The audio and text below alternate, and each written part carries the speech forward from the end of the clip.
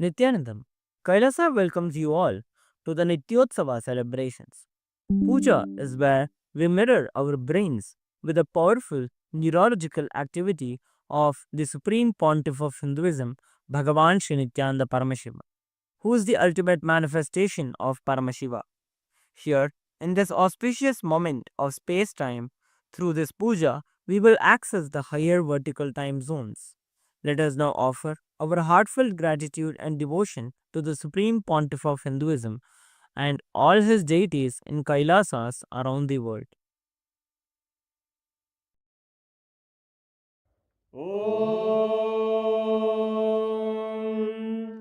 सहस्रदलपङ्कजे सकलशीतरश्मिप्रभं वराभयकराम्बुजं विमलगन्धपुष्पाम्बरं प्रसन्नवदने क्षणं सकलदेवतारूपिणं स्मरेत् शिरसि हंसकं तदभिधानपूर्वं कुर्वन् अथ धूपः ॐ धूरसि धूर्वधूर्वन्तं धूर्वदयोस्मान् धूर्वदितं धूर्वयं वयं धूर्वामस्त्वं देवानामसि संस्थितमं वप्रतमं ज्येष्ठतमं मन्यतमं देवहूतममृतमसि हविर्दानं त्रिगुंहस्वमाह्वाः मित्रस्य स्वाचक्षुषा प्रेक्षेर्मा संविक्ता मात्वाहिकं शिशुं श्री सर्वदेवदेवी स्वरूपाय भगवते श्री नित्यानन्द परमशिवाय नमः धूपमाग्रापयामि अथ दीपः ॐ उद्दीप्य स्वजातवेदो भग्निं निरृतिं मम पशुभृत्यमख्यमावह जीवनं च दिशो दिशा मानोहिकं श्रीर्जातवेदो रामश्वं पुरुषं जगत् अभिद्रदग्नागहि श्रिया मा परिपादया श्री सर्वदेवदेवी स्वरूपाय भगवते श्री नित्यानन्द परमशिवाय नमः दीपं सन्दर्शयामि अथ नैवेद्यम् ॐ मधुवातारतायते मधुक्षरन्ति सिन्धवः माध्वीः सन्तोषधीः मधुरक्तमुदोषधि मधुमत्पाति मधुम्रजः मधुद्योरस्तु नः पिता मधुमान्नो वनस्पतिर्मधुभागं मस्तु सूर्यः माध्वीर्गावो भवन्तु नः मधु मधु मधु श्री सर्वदेवदेवी स्वरूपाय भगवते श्री नित्यानन्द परमशिवाय नमः नैवेद्यं निवेदयामि नैवेद्यानन्तरमाचमनं समर्पयामि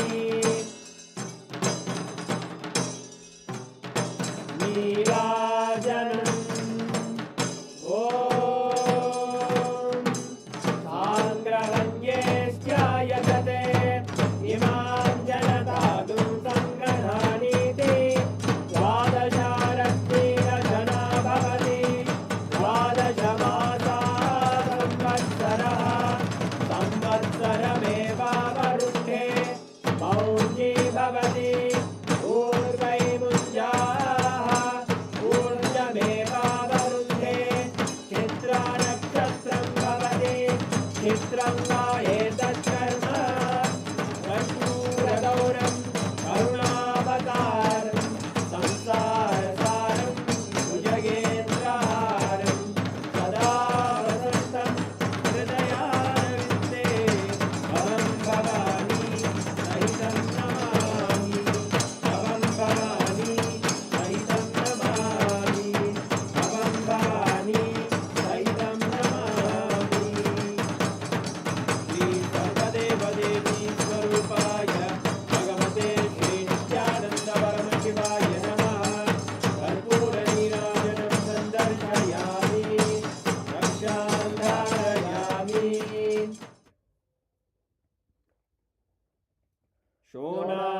शोणाद्रीशावताराय ज्योतिस्तम्भस्वरूपिणे श्रीकैलासप्रधानाय नित्यानन्दाय मङ्गलम् तत्त्वज्ञानप्रदाताय नित्यानन्देश्वररूपिणे श्रीकैलासप्रधानाय नित्यानन्दाय मङ्गलम् मूलप्रकृतिरूपाय परमशिवशक्तिस्वरूपिणे श्रीकैलासप्रधानाय नित्यानन्दाय मङ्गलम् दण्डत्रिशूलहस्ताय कालकालस्वरूपिणे श्रीकैलासप्रधानाय नित्यानन्दाय मङ्गलम् आदिपूज्याय देवाय सकृत्पूर्णत्वरूपिणे श्रीकैलासप्रधानाय नित्यानन्दाय मङ्गलम् सर्वाभयविनाशकाय शत्रुसंहाररूपिणे श्रीकैलासप्रधानाय नित्यानन्दाय मङ्गलम् योगपट्टाभिषिक्ताय राजसन्न्यासधारिणे श्रीकैलासप्रधानाय नित्यानन्दाय मङ्गलम् सार्वभौमैकपत्याय राजराजार्चिताय च श्रीकैलासप्रधानाय नित्यानन्दाय मङ्गलम् मङ्गलम् कल्पवृक्षाय मङ्गलम् ज्ञानदायिने परमशिवाय श्रीनित्यानन्देश्वराय मङ्गलम् मङ्गलम् श्रीविद्याम्बायै मङ्गलम् कामदायिन्यै सर्वमङ्गलदात्रे नित्यानन्देश्वर्यै मङ्गलम् मङ्गलम् गुरुदेवाय मोक्षमूलाय मङ्गलम् परमावताराय नित्यानन्दाय गुरवे मङ्गलम् हरि ओम् तत्सत् सर्वं भगवत् श्री नित्यानन्द परमशिव पादुकार्पणमस्तु ॐ नित्यानन्दम्।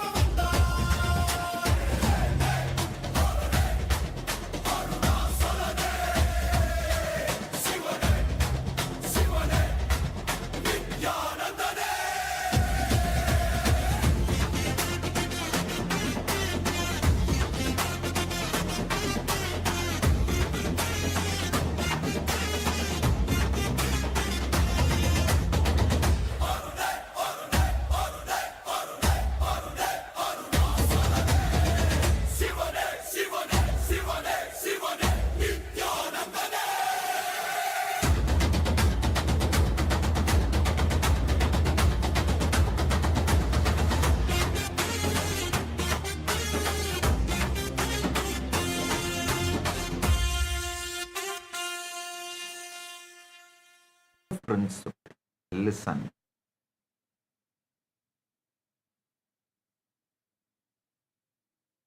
Nidra Samadhi. Consciously program your sleep into Samadhi. I wanted to repeat.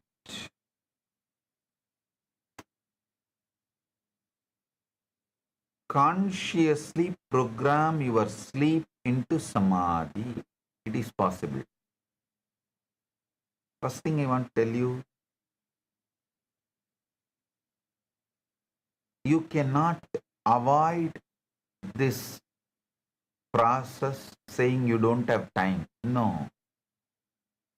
If I ask you to meditate even for 3 minutes, you'll say, no, 3 minutes is too much time. You don't know, Swamiji.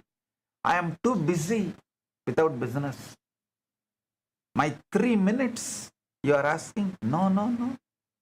You don't have a value of our time. That is why I said, okay, let's come to a peace treaty. I will not interfere in your waking time. You just give me only your sleeping time, and I'll make you enlightened.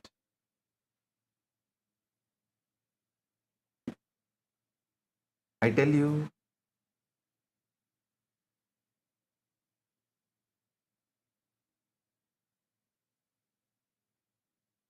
in the whole Puranas,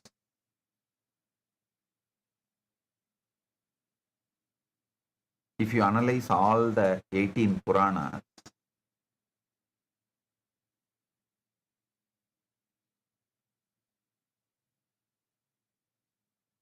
there are some principal truths. See, there will be a lot of different opinions, ideas, informations, facts. Actually, in some Puranas, if you go and see Vaishnava Puranas, they will say when Sarveshwara came, Narasimha killed Sarveshwara also. He torn Sarveshwara to pieces. But if you go to Shaiva Puranas, they will say, no, Sarveshwara went and just hugged, and Narasimha became calm, cool, and he brought Narasimha back to Vaikuntha. So, different Puranas will give different information, opinions, different facts, but there is a common thread, principle which does not change in any Puranas. One of the principle is your sleep is a portal. Listen.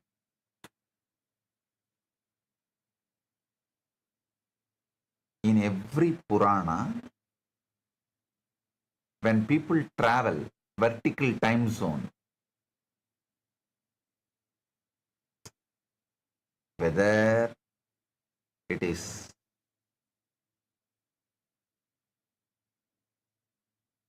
rishis or the kings like Musugunda or Arunagirinadar, anyone who travels to the vertical time zones,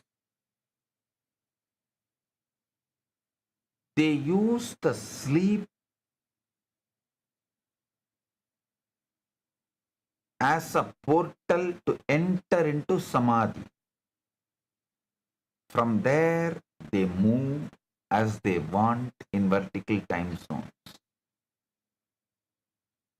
This one principle,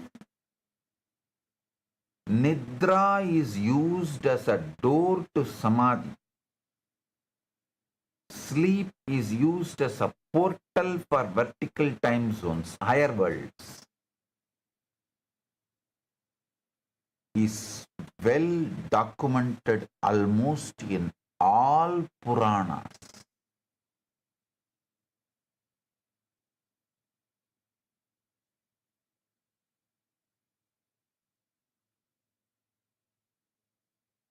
There is no Purana which does not talk about all the 18 Puranas and Upapuranas. This Nidra Samadhi is elaborately discussed. So listen. I give you step-by-step method how you can consciously program your sleep to achieve Samadhi.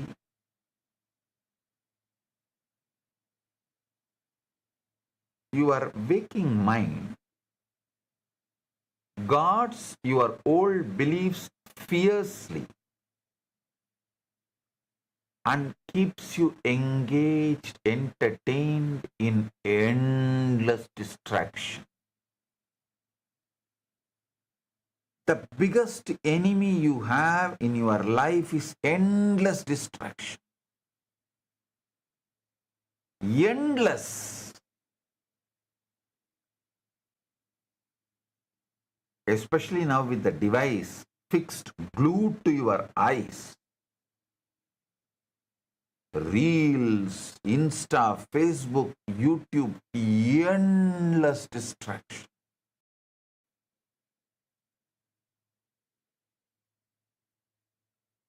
That is why I still prefer receiving spiritual knowledge through books.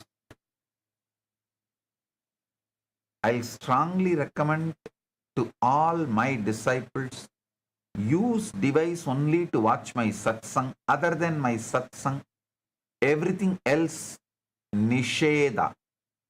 I issue fatwa, nisheda.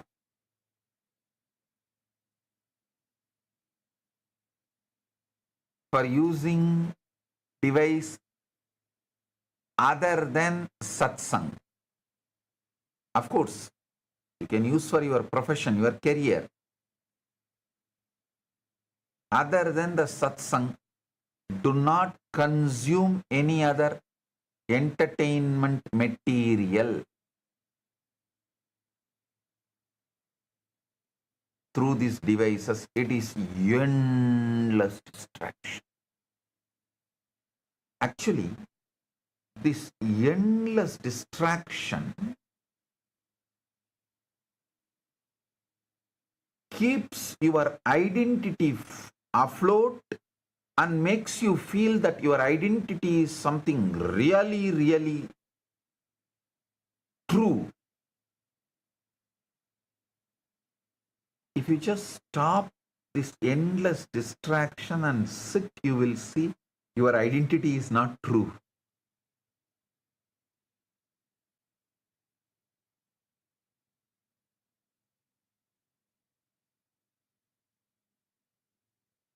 You are afraid to face the truth. Your identity is not true. So you keep on engaging with this endless distraction. But sleep is programmed in such a way naturally you surrender to the deeper possibilities of you. Use this threshold, portal, to plant the seeds of your new reality and to travel to higher zones and quicken the process of manifesting the new reality you want. See, you can use your sleep for three things. One, you can sow the seeds of the new reality you want. and quicken that seed becoming tree and giving fruits. Above all, you can use your sleep as a portal to achieve enlightenment. All these three can happen.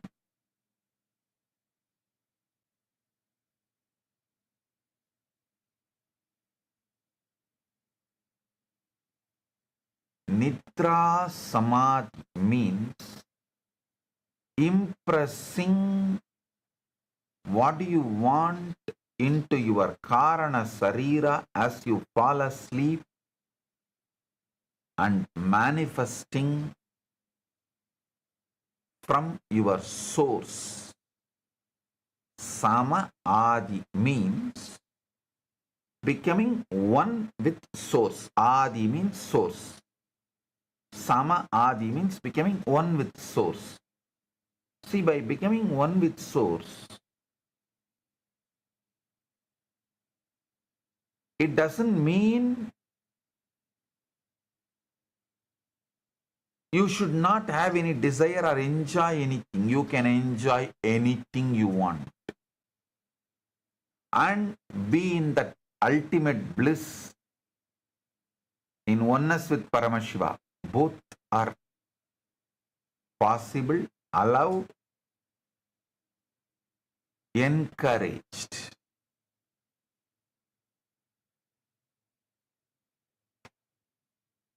Don't think Kailasa is a dry place where everyone is just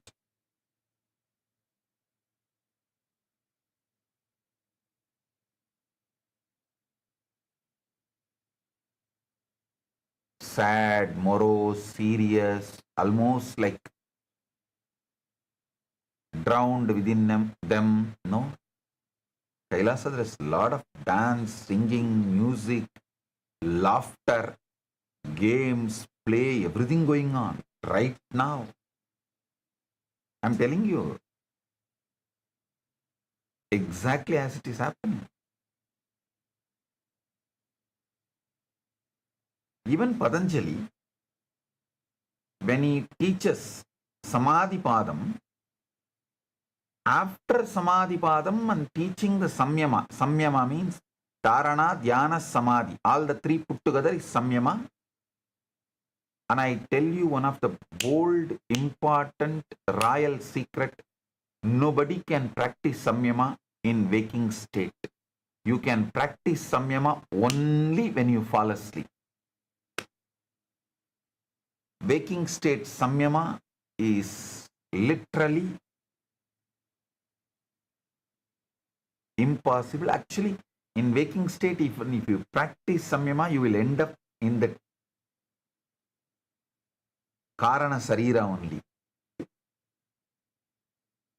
I tell you, practicing Samyama, Pratyahara, Dharana, Dhyana, Samadhi, all these four together is only called Samyama.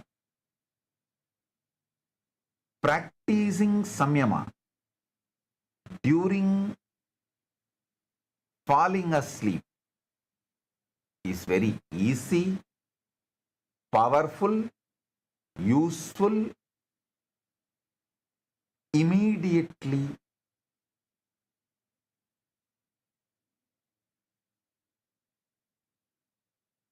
possible. It produces the results immediately.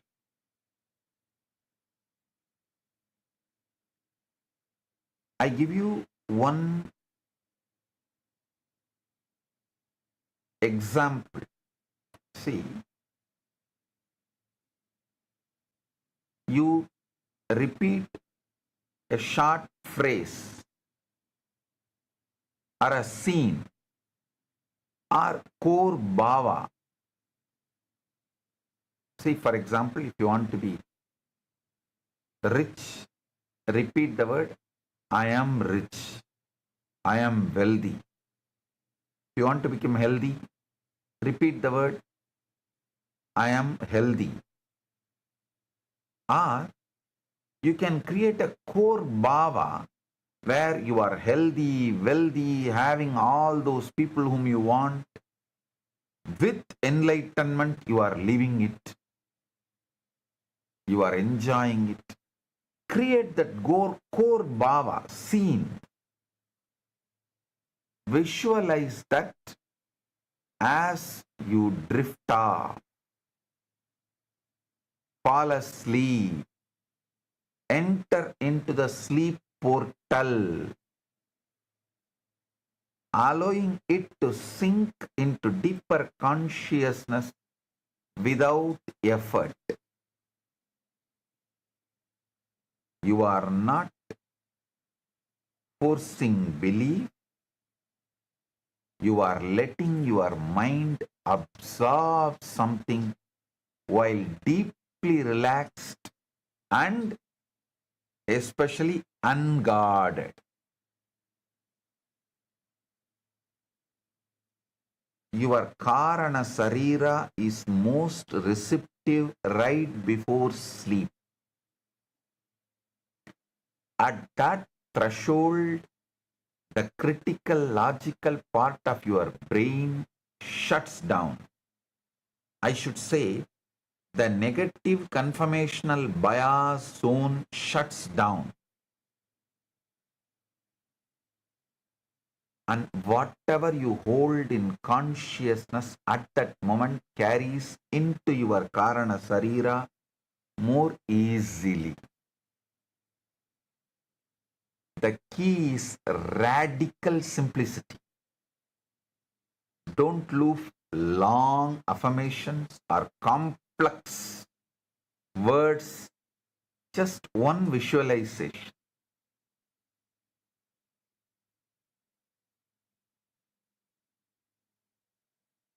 When I was initiated into this process by Arunagiri Yogeshwara, he just told me, just remember you, me, you, that's all.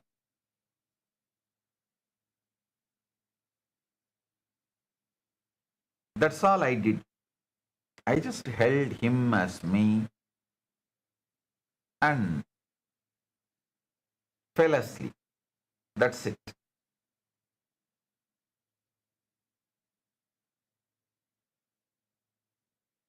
It was so natural for me because I already saw him and I was in deeply love with him.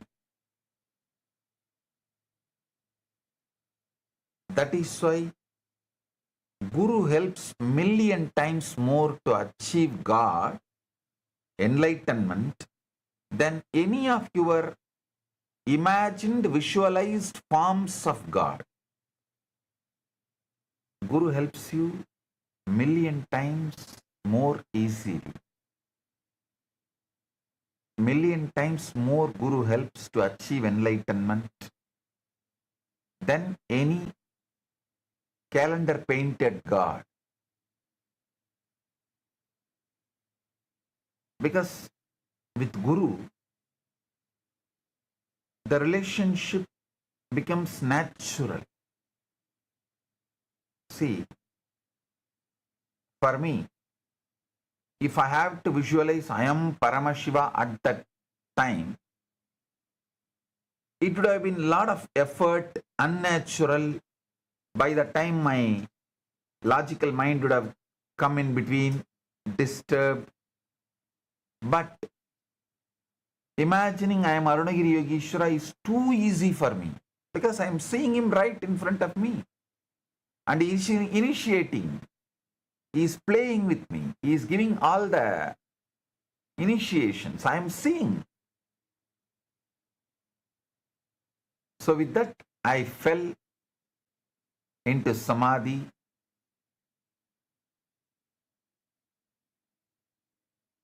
Listen. Goal is not excitement or emotional intensity. The goal is familiarity and normalcy. See, many of the Western manifestation methods constantly teach you to be intense, excite, The truth is completely the other way. You don't need excitement, emotional intensity. You just need familiarity and normalcy. I can give you just two words. Know it and feel it normally. Anything you know it and feel it normally as a normalcy, you will manifest it. You know the Guru is your normalcy. Unlike Western type of daytime affirmations, Nidra Samadhi does not require intense focus or emotional charge. If you are trying too hard, you are working against the process.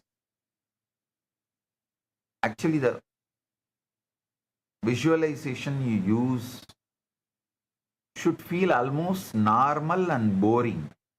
It's like a regular. That boredom means your mind is accepting it as a normal. Understand? Don't underestimate boredom. If you are bored of something, means mind is actually accepting it as a normal. Look at the boredom from the other way. Anything your mind accepts as a normal, it gets bored.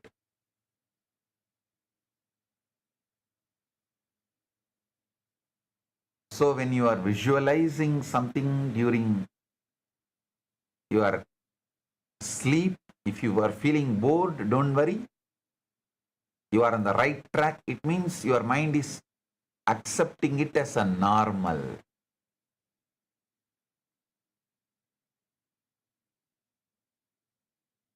So you can choose either Guru or some simple form of Paramashiva which you can relate, like your Ishta Devata.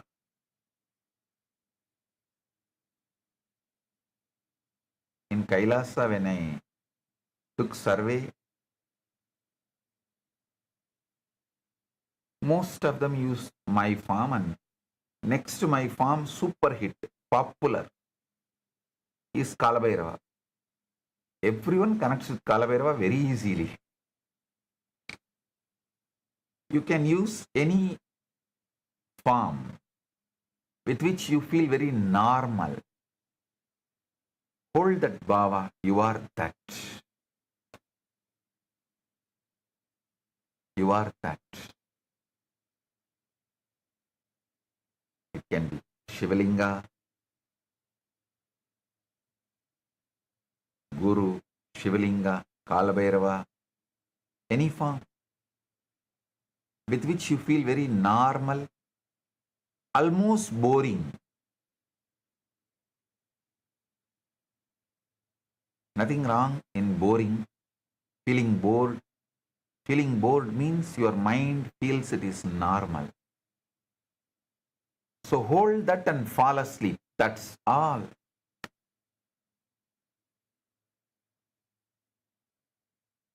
Nidra Samadhi will manifest within 16 days. That is why it is called Tidhi Nitya Devis. How many of you know in Sri Vidya Sampradaya there are 16 goddess Tidhi Nitya Devis. For each Tithi, each night, one goddess. First day on new moon day, you fall asleep holding the visualization, you are the Guru. Nityanandoham, Nityananda Paramashivam. You fall into one Devi's lap, energy. She moves you to the next Devi. Next day when you fall into Samadhi again, she moves you to the next Devi. By the 16th day, you are one with Paramashakti.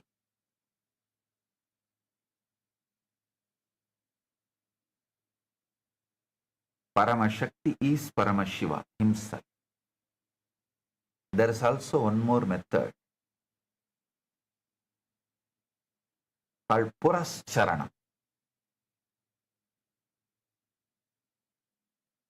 You repeat certain mantra or Mahavakya when you fall asleep. Within that 16 days, you will manifest.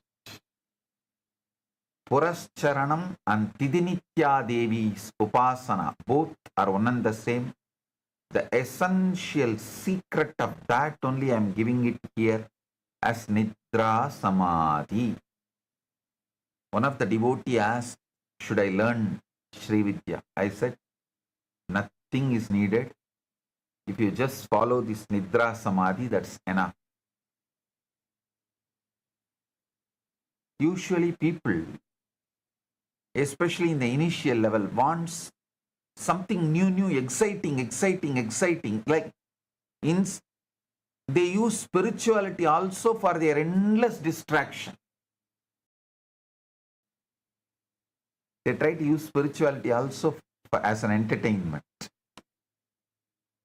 Even if it is little boring, just do this one process, Nidra Samadhi. Actually, when you do the Nidra Samadhi process, feeling bored is good because the mind has accepted it as a normal. Now it will simply manifest.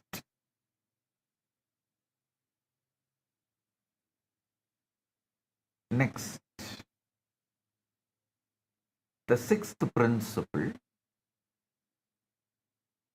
Sangha Sankalpa. Collective intention births reality. See, the Sangha Sankalpa as a team, collective, where you hold something, that intention immediately manifests. I tell you, in Sangha Sankalpa, creating collective consciousness, 1 plus 1 is not equal to 2, 1 plus 1 is equal to 11. Collective intention births reality. When many minds unite in the same intention with the same bhava, they create a field of certainty, so concentrated that reality bends to match it. Sangha Sankalpa is multiple people holding the same conscious intention and bhava simultaneously. Listen.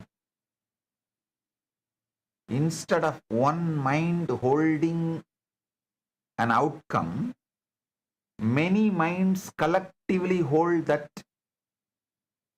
exact intention together. When many minds hold,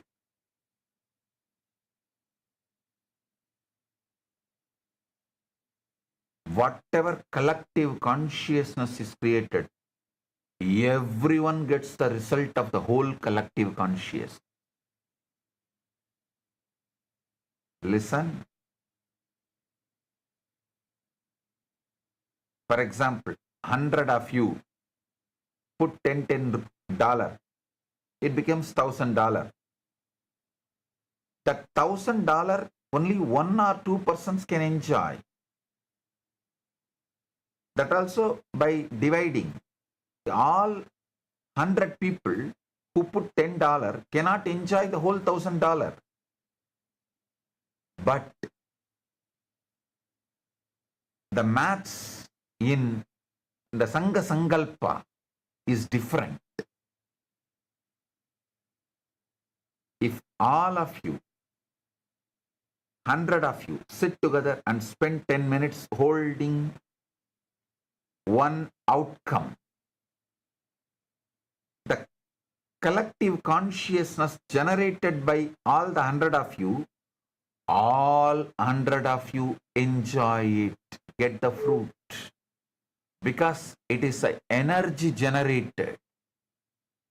Energy generated can be experienced, enjoyed, utilized by all 100 at a time.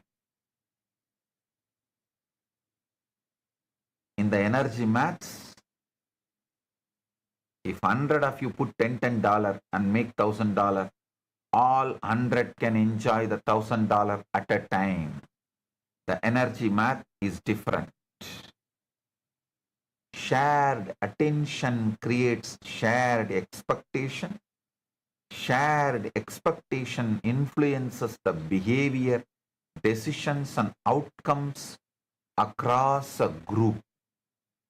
When people unite in intention, their frequencies and bhavas align emotionally and mentally. This alignment creates tangible certainty radiating from the group. The outcome feels more real, possible, and inevitable, not just one person but to everyone.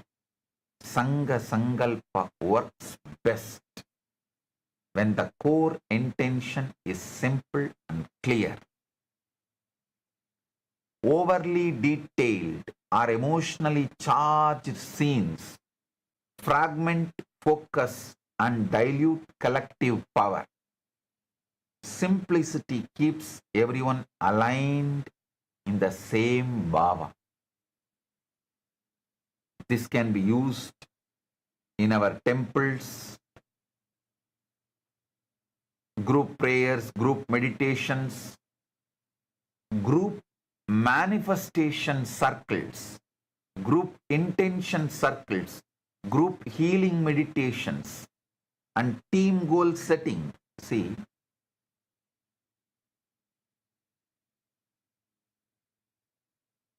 in our temples, in our ecosystems, I am introducing this collective manifestation circles. Adi Kailasa banyan tree will be shown live 24/7 in the live darshan. People can sit with that live darshan. Globally, always people are sitting with that Kalpataru, live darshan. With that, sit and create the group prayer, group manifestation circles, group healing meditations, even in your office, group team goal setting, for your family, group goal setting. Whether you frame it spiritually or psychologically, you call it spiritual or psychological, the mechanism is the same. Repeated shared focus shifts expectations and behaviors across the collective. It does not require perfect visualization or intense feeling. It works through consistency, a group holding the same intention together. This is how you manifest shared reality as collective consciousness. Rigveda says beautifully, Samaniva Akudi, Samana Hridayanivaha, Samanamastu Omanaha, Yadavaha, Susahasadi. Listen, seventh principle of manifestation, Atma Sambhashana.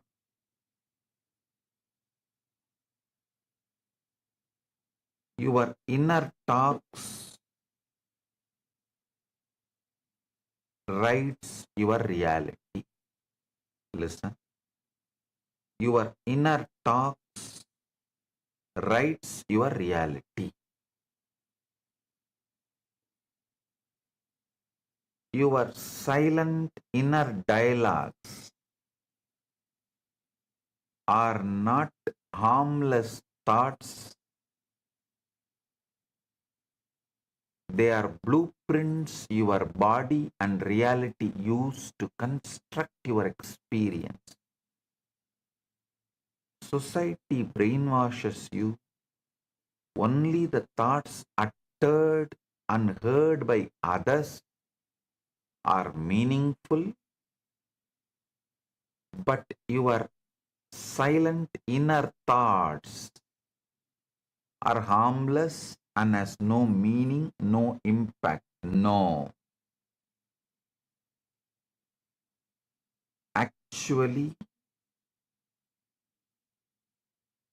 your silent inner dialogues are the blueprints your body and reality is using to construct your experience of life.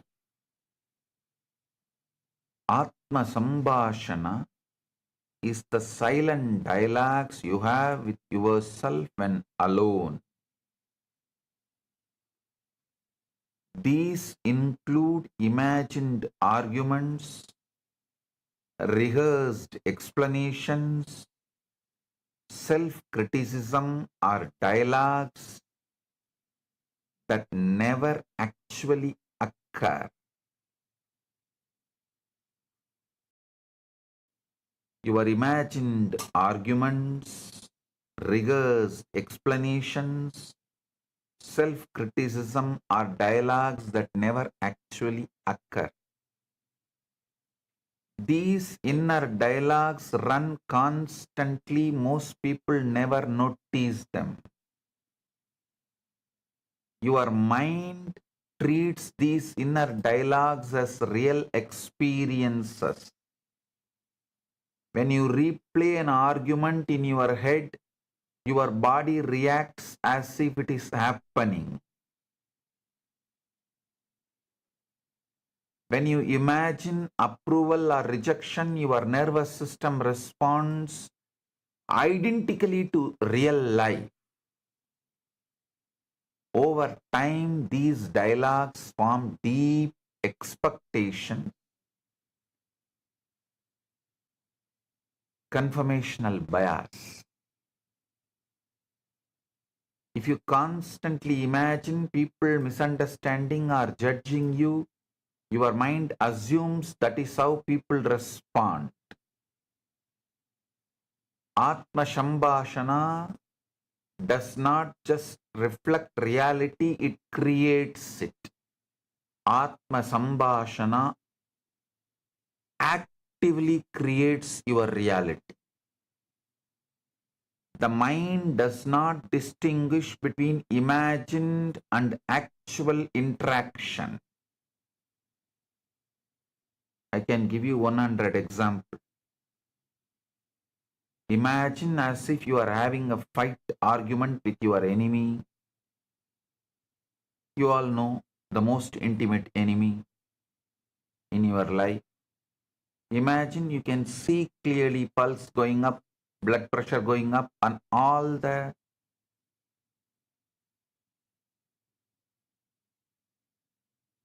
vital organs respond immediately to your imagination, just like actual incident. If you actually fight with your enemy, argue with your enemy, how your vital organs respond, exactly same way. Even if you imagine your arguments, interactions, the vital organs respond, react exactly same way. So be very clear, mind does not distinguish between imagined and actual interaction. Whatever you repeatedly converse with yourself about becomes familiar. Familiarity transforms into bhava. Changing Atma Sambhashana does not mean forcing positive self-talk. It means becoming aware of scenes you habitually replay. When you catch yourself mentally arguing, pause and redirect towards something neutral or supportive. Instead of replaying conflict, imagine completion and blissful understanding. Instead of anticipating rejection, imagine a respectful response.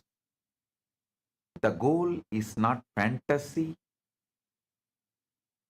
The goal is normalization of positive conformational bias.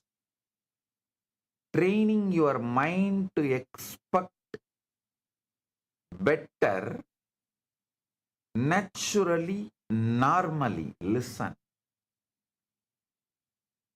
Not training your mind to expect supernatural, but training your mind to expect naturally super.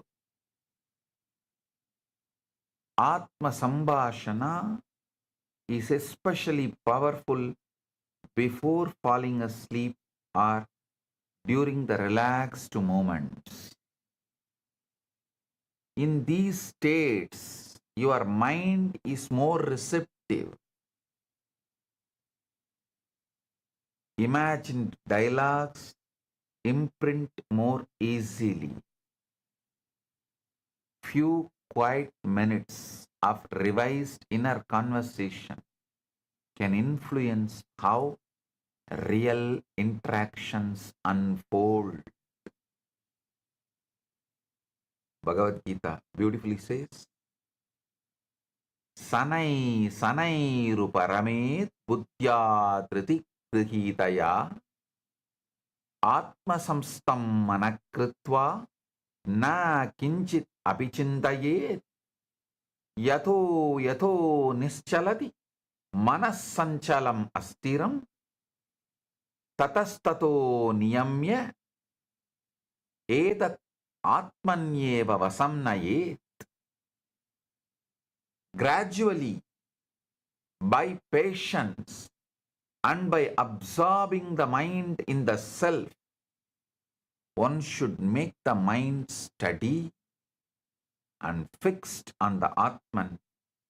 Whenever the unsteady mind wanders, one must certainly withdraw it and bring it back under the control of the self. Listen. Your emotions are nothing but inner dialogues you did repeatedly multiple times and made it into habitual normalcy. Listen. Never say, never think you cannot control your emotions. You can easily, because your emotions are nothing but the inner dialogues repeated, made habitual and became normalcy. So understand,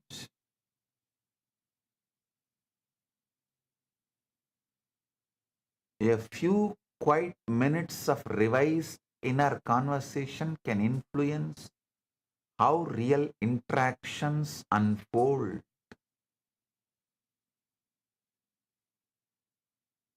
Sanai sanai ruparamet buddhya dhridigrihitaya atma samstam manakritva na kinchit abhichintaye. Yatho yatho nischaladi manaschanchalam astiram tatastato niyamya etat atmanyeva vasamnayet.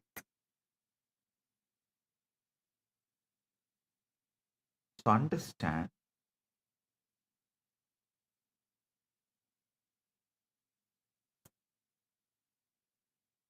Atma Sambhashana, inner dialogue, watching them and correcting them makes you manifest your reality. Now I am coming to the eighth point. The eighth point is Chitta Suddhi. Rewrite your past. Listen carefully. I am not saying rewrite your future. I am saying rewrite your past. Your future does not exist. Only your past exists. Your past has two parts. Past as it happened, exact archives. Past as you perceive. The past as you perceive can be rewritten. See,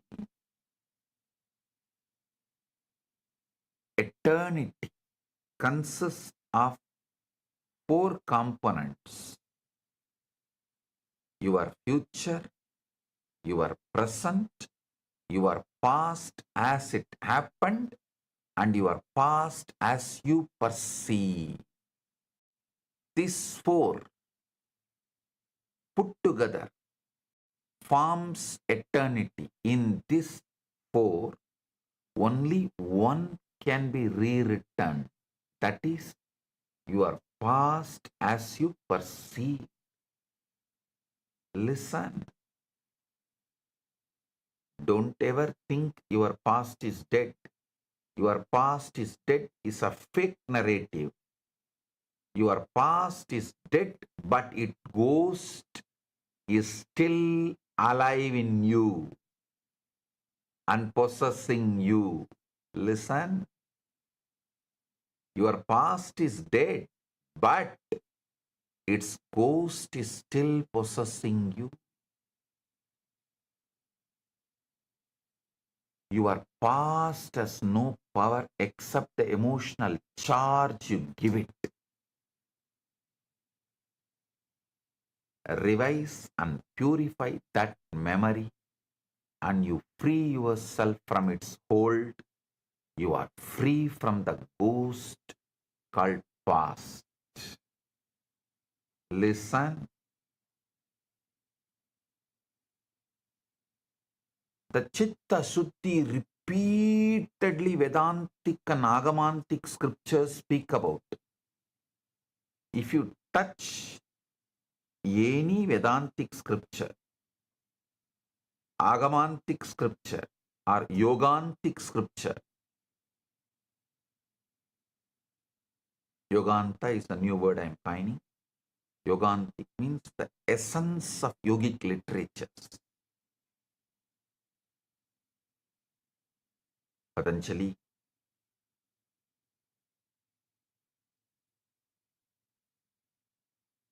or the Hatha Yoga literature, whether Vedantic scriptures or Agamantic scriptures or Yogantic scriptures, I tell you honestly, at present, globally, what people think and understand and know about Hinduism is just these three sampradaya: Vedanta, Yoga Vedanta, Agamanta. That's all. You can call it Vedagama. This Agamanta can be called as Vedagama. Vedanta, Yoga Vedanta, Vedagama. These three sampradayas only right now known to 99% of the people as Hinduism. In all three sampradaya, this word chitta suddhi is too important. Whether you go to Saiva Paribhasha or Vedanta Paribhasha or Yoga Paribhasha, this word chitta suddhi plays a major role, and thousands of explanations are given. Here I am giving you exact right explanation,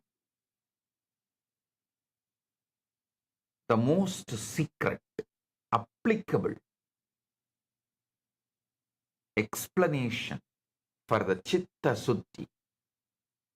Chitta suddhi means mentally rewriting your past events so they no longer hold emotional or psychological power over you. See, your chitta is nothing but the bhuta of bhutakala. Listen, in Sanskrit, past and the ghost both have same word. A slight pronunciation different, that's all. Bhut, bhutakala, your past, and the ghost both have same word. If you know a little Sanskrit, you can understand bhuta, bhutakala. So listen carefully.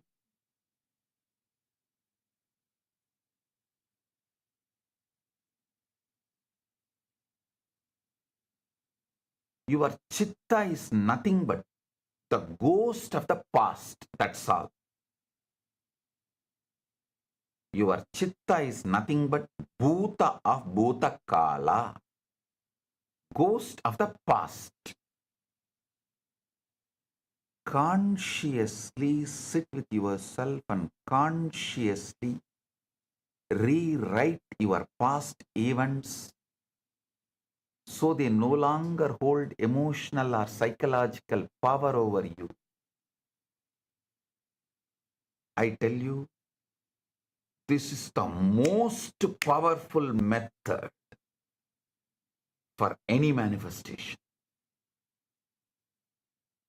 If you were poor in your past, you want wealth in the present and future, just consciously sit and delete your past and rewrite your past.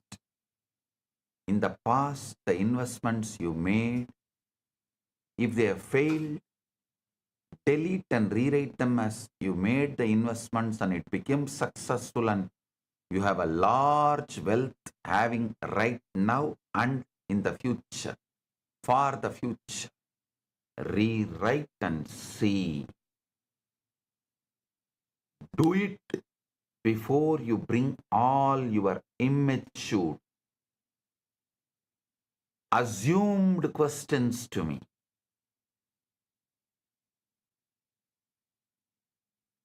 Assumed questions are useful for troll. Assumed questions can be useful to make troll material. At the most, you will get few thousand views, likes, and few dollars from that views and likes. But if you do what I am saying, you will make millions and billions. Do it. Sit and delete and recreate your past. Rewrite your past. If you lost a relationship, sit and delete your past exactly the moment you lost and rewrite, recreate as if you still have that person with you in your life. You will see the power of rewriting. Suddenly you will receive a call from that person. message from that person. I am telling you,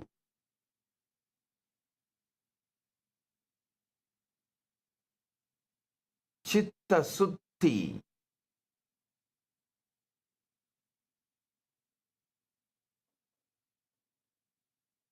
mentally rewriting your past, deleting your past and rewriting your past is the most powerful principle for manifesting what you want. When you rewrite, suddenly your enemy will lose his enmity and the power to go against you. I tell you the royal secret, the national secret of Kailas, most guarded secret of Kailas. Just by deleting and rewriting the past only, I make all my enemies powerless. Those who cherish enmity towards me, I make the enmity powerless and them also powerless. Enmity and enemies, both I make them powerless just by rewriting my past. I tell you.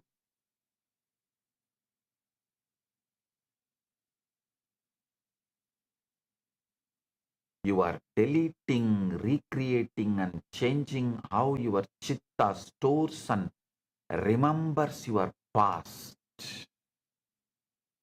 Mind does not store events as objective facts. It stores them as your emotional conclusion. What stays active is not what happened, but the meaning you concluded from it. Chitta Suddhi updates and transforms. That conclusion, most people unknowingly relive their past constant. The pain body goes on producing pain body in the present and the future. When you rewrite your pains and make it into bliss, you reproduce the bliss in the present and future. So listen,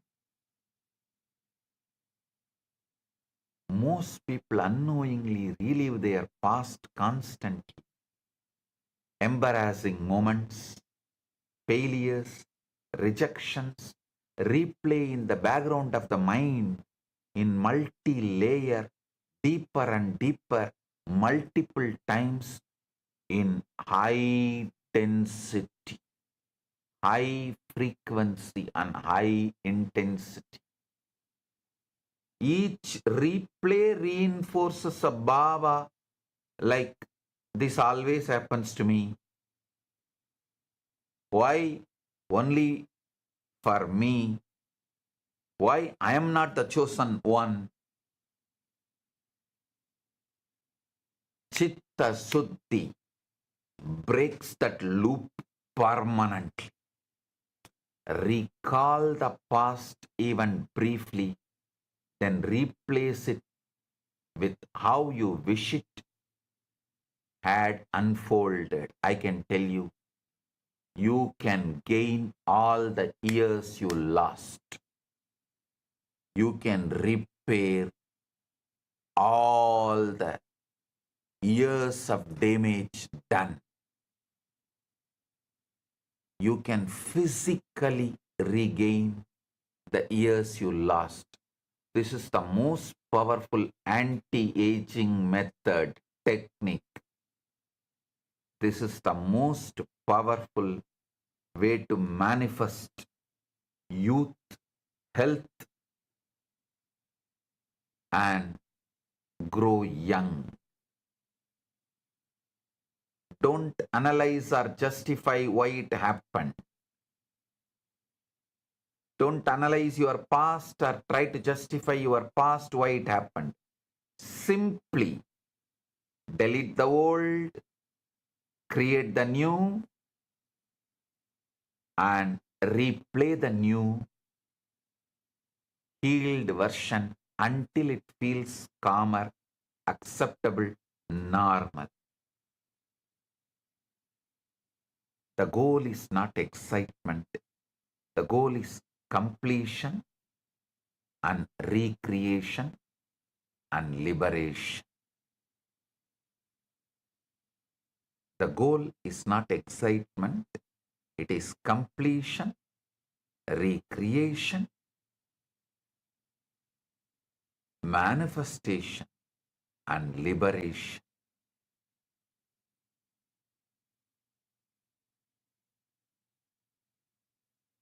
Understand? When the memory no longer triggers shame, anger, or sadness, it has worked.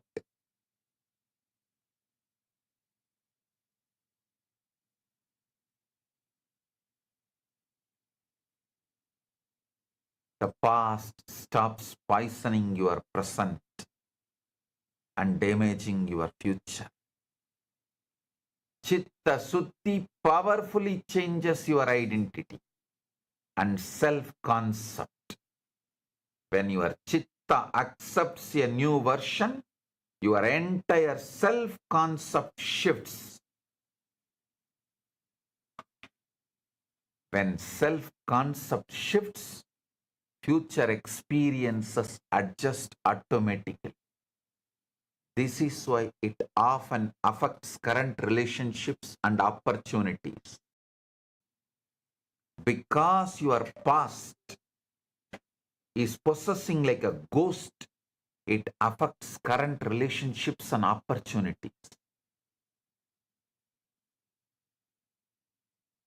When you rewrite your past, people respond differently because you will be responding differently. You drop your reactions and respond instead. Your expectations improve. Reality follows. You drop your reactions and respond instead. Your expectations improve. Reality follows. Use it for small incidents or massive life events. The size does not matter. What matters is removing your memory about the past, the false reconstruction of the past tied to that memory and your chitta, and doing the chitta suddhi. Many people try to question me, oh, it's like lying to myself. Hey, listen, your mind has already edited your memories and your mind is lying to you already.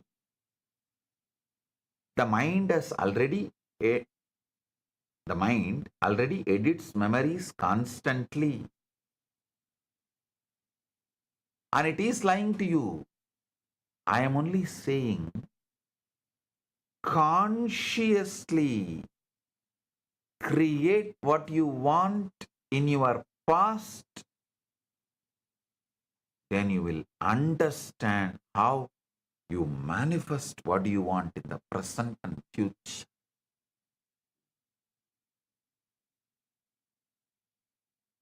Yoga Vasishta beautifully says in Sthiti Prakarana chapter 3 verse 9, Na anubhute cha swataha chit vyomniya smrutihi sa jagadbhuhu iti prauda drishyasa asti eva chit prabha.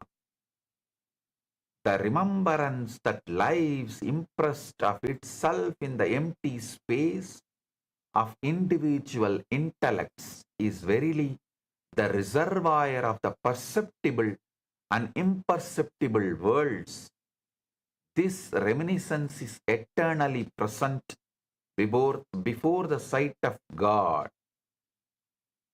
The prauda drishyasa asti eva chitprabha, as a reflection of his own intellect.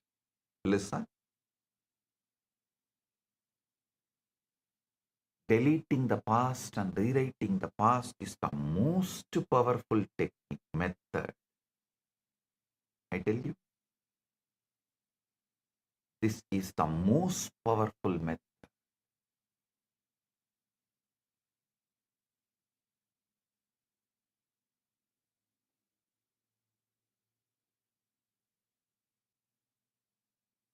நிறையில் இருந்து நிறை எடுத்தாலும் நிறையோடு நிறை சேர்த்தாலும் நிறைவே நிறைவெனும் நிலையே நிறைவாய்க் கொண்டு நிறைமதி சூடி நம் நினைவு மதியில் நிறைந்திருக்கும் நிறைவு மதியான் நிறைந்த நிலைத்த நிம்மதி தருவான் பரமசிவ பரம்பொருளின் நிறைமதி ஞான ரகசியத்தை நிறைவாய் குறைவு இலாது சொல்லுகின்றேன் கேளுங்கள்.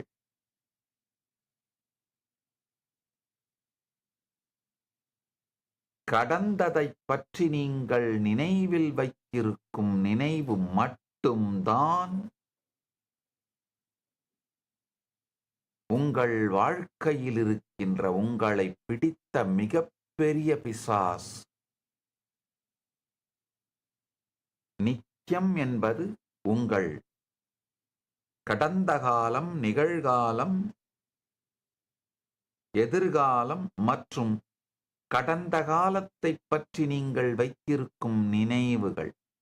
இந்த நான்கும் சேர்ந்ததுதான் நித்தியம். இதுல உங்க எதிர்காலத்தை உங்களால ஒன்றும் பண்ண முடியாது, ஏன்னா இன்னும் அது நடக்கல.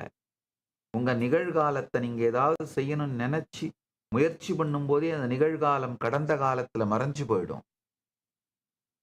நிஜமாக நிகழ்ந்த கடந்த காலத்தை ஒன்றும் பண்ண முடியாது. ஆனா கடந்த காலத்தை பற்றி நீங்கள் வைத்திருக்கின்ற மெமரியை அழித்துவிட்டு புதிதாக எழுத முடியும். அதுதான் சித்த சுத்தி. கடந்த கால நினைவுகளை அழித்துவிட்டு மீண்டும் எழுதுவதான சித்த சுத்தியை செய்யுங்கள்.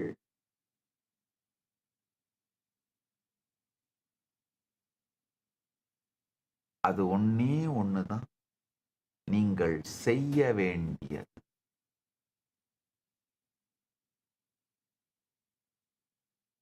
கான்ஷியஸா உயிருணர்வோடு அமர்ந்து உங்களுக்குள்ள நீங்க உருவாக்குற எதுவானாலும் நிஜமாக மாறியே தீரும்.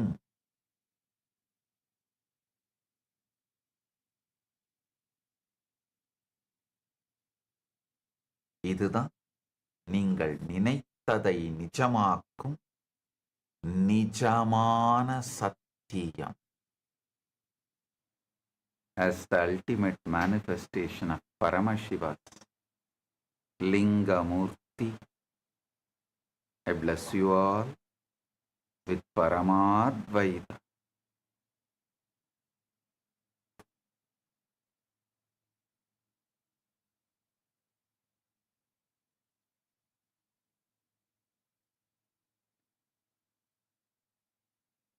Paramashiva's direct message from Mahakailasa. Dharma, the conflict-free inner space,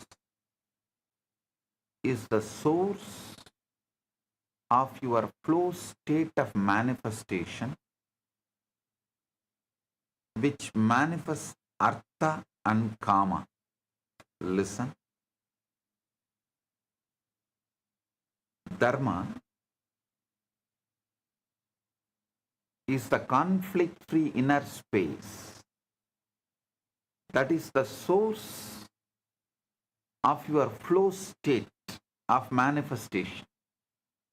So from there, manifest artha and kama, what you want, and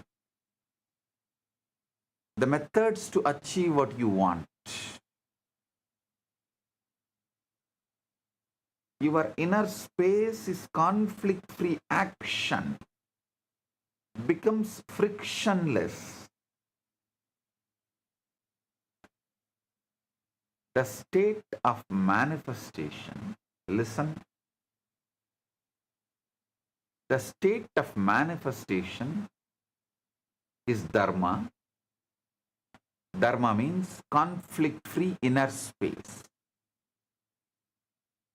When your inner space is conflict-free, action becomes frictionless.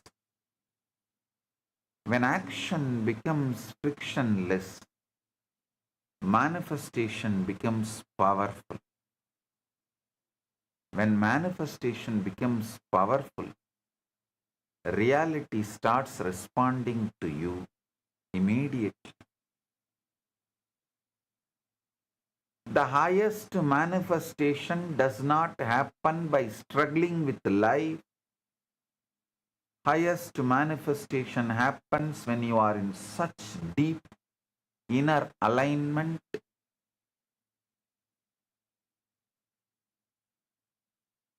All highest manifestation happens when you are in such deep inner alignment.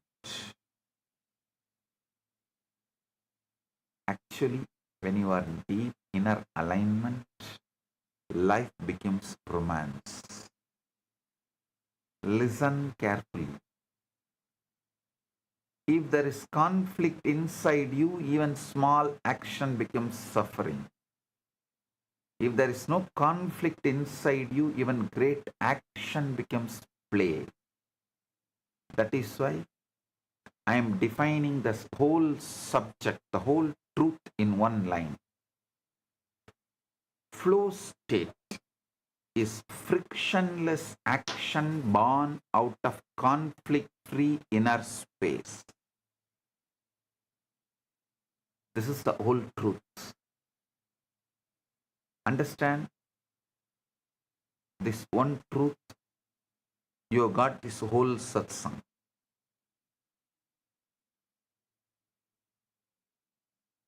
Conflict-free. Even if you have 25 personalities inside you, all of them will be integrated.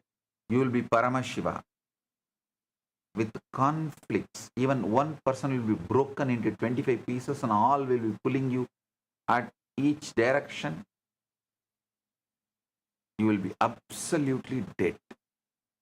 Listen. Krishna demonstrated this one truth. Krishna did not teach management as a technique. Krishna lived enlightened management as dharma. Krishna lived action from such conflict-free inner space. Even war became clarity. Strategy became compassion. Responsibility became romance with existence. Listen.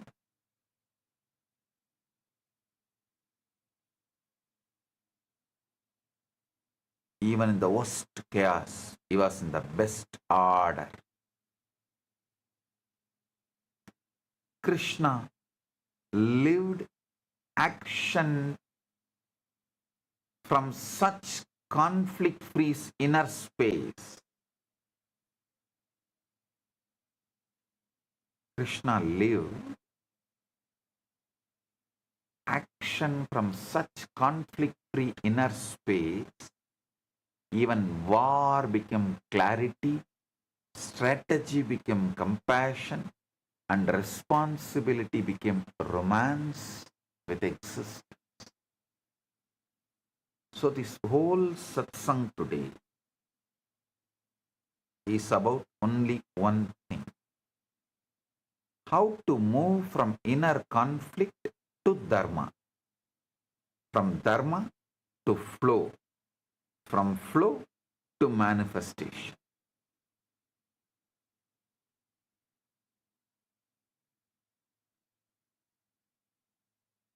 What flow state in manifestation means, I'll reveal now. Listen. First, understand what flow state in manifestation does not mean. Then you will understand what it means. It does not mean sitting idle and expecting reality to obey you.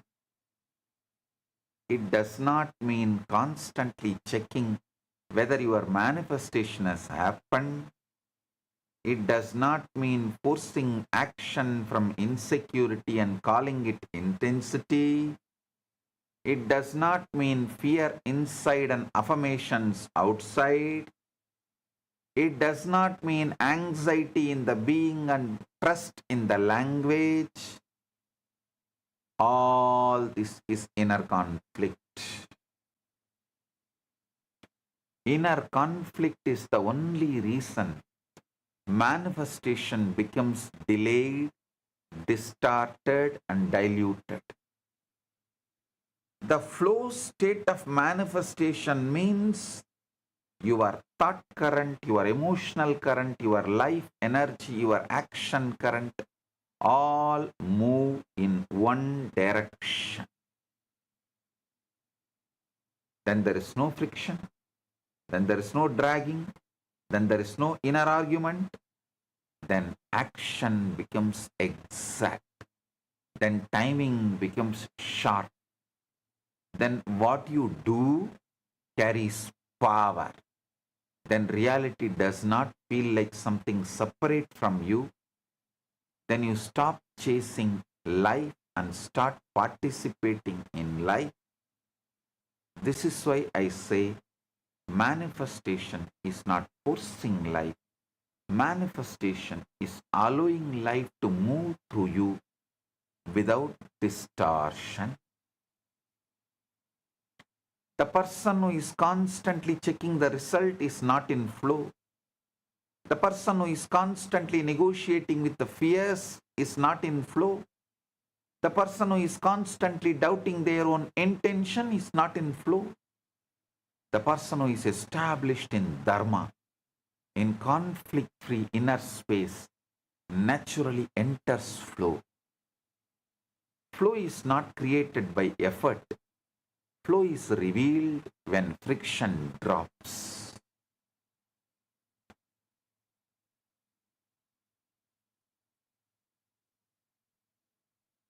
Listen.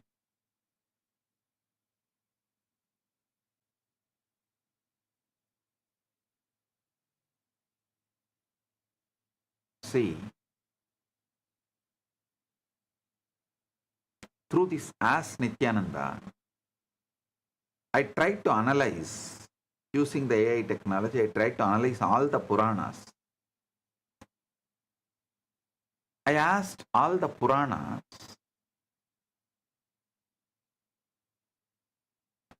the stories which are presented in all Puranas without any alteration or without any factual change. Only 5 things came out.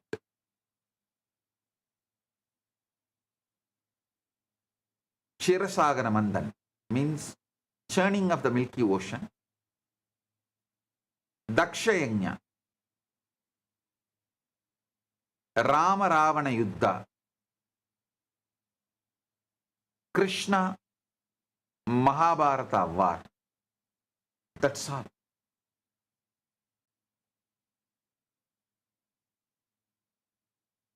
The 5th one was more philosophical, like Brahma and Vishnu searching the head and feet of Shiva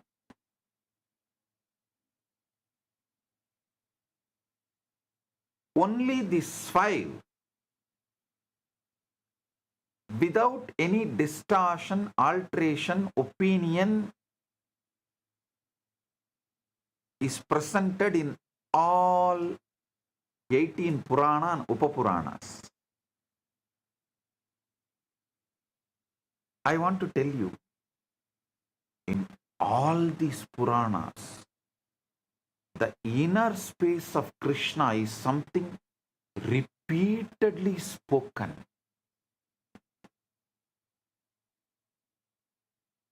So today what I am describing is directly the inner space of Krishna.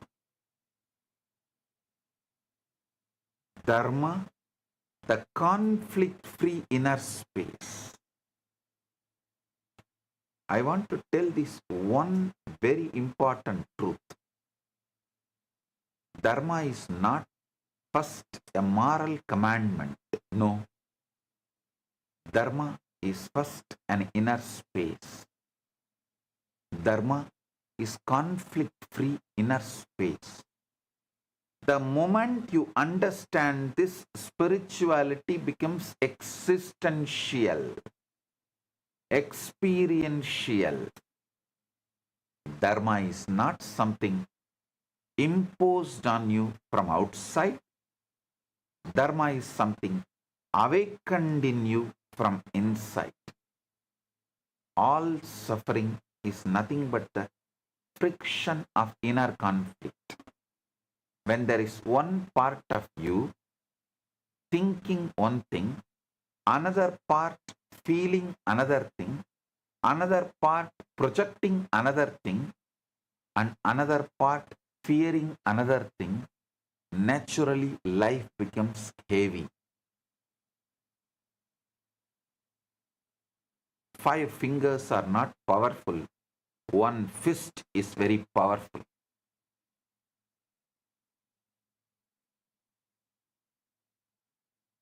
Disorganized majority is not powerful. Organized minority is powerful. Be very clear. Oh Hindus, don't be thinking you are majority because you are majority, you are powerful. No.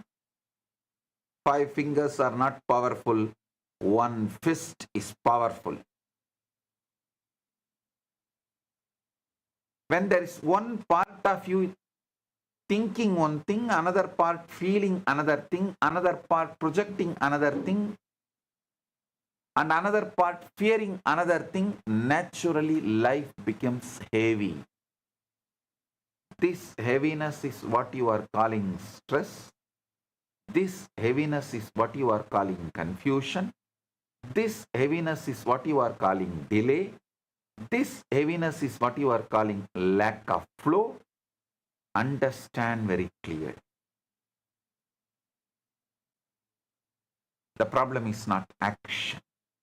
The problem is conflict carried into action. Once the conflict drops, suddenly the same life is experienced in totally different way. You attract different situations. You respond in a different way. You carry a different energy signature. You carry a different energy structure. This is why Dharma is not theory. Dharma is the most practical intelligence. The person established in Dharma does not merely behave better.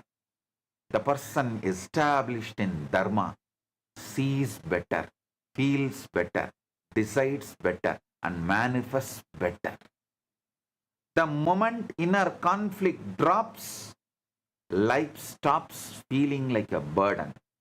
The moment inner conflict drops, existence starts feeling like a romance. This is one of the most important truths. Listen. When the conflict inside ends, the romance with life begins. Dharma is the end of inner civil war. Once the civil war ends, your energy becomes available for creation, completion, compassion, courage, and manifestation. So end the civil war inside. Because Krishna did not have the civil war happening inside, he was able to handle the whole Mahabharata war from the energy of creation, completion, compassion, courage, and manifestation.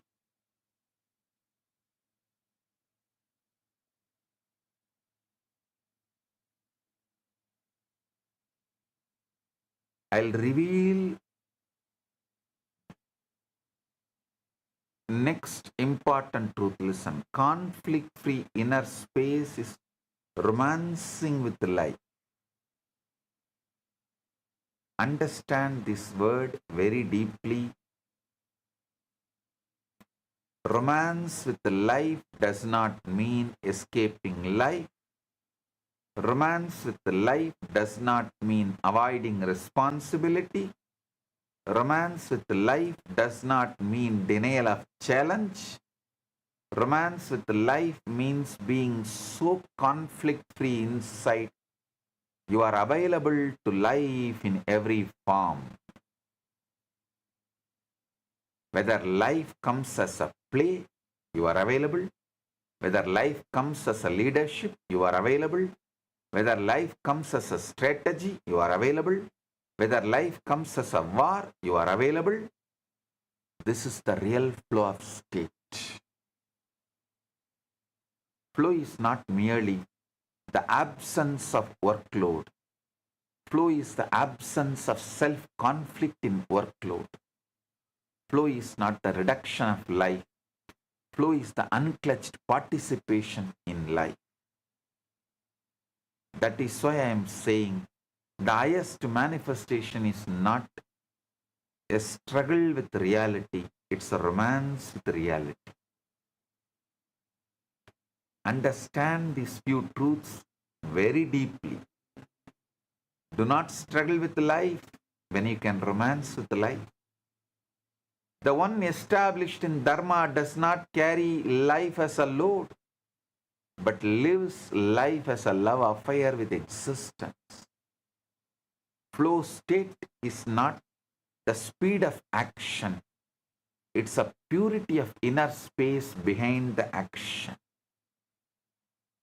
When you are unclutched, life becomes music. When you are in conflict, even blessings feel heavy. When you are in Dharma, even challenges become choreography. Listen. Krishna declares in Bhagavad Gita, Yogastha kuru karmani sangam tyaktva dhananjaya siddhi asiddhayo samabhutva samatvam yoga uchyati.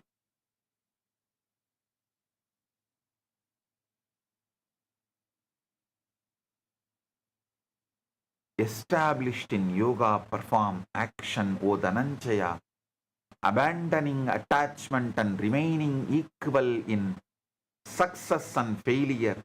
This equanimity is called yoga. I want to tell you an important truth.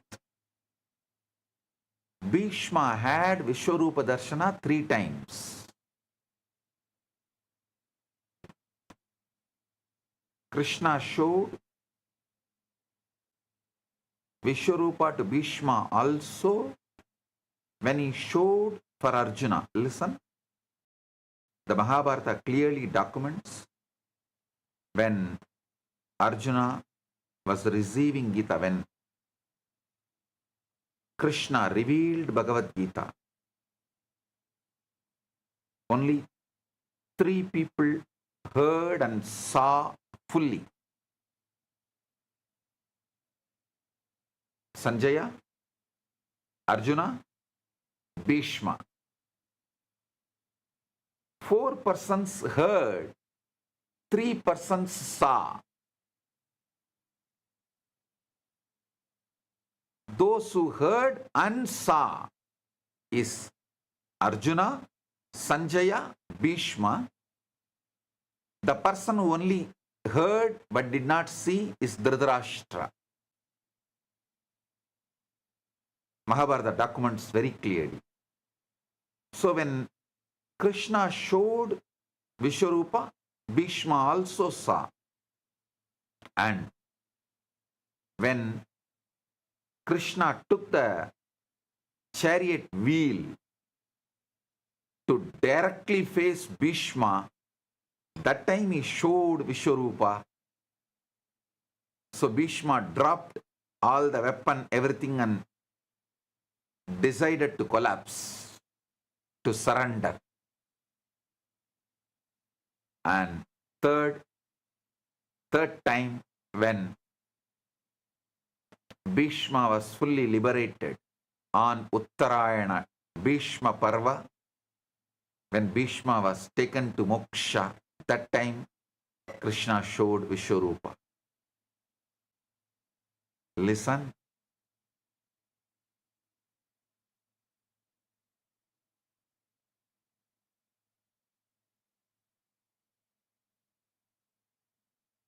All three different situations.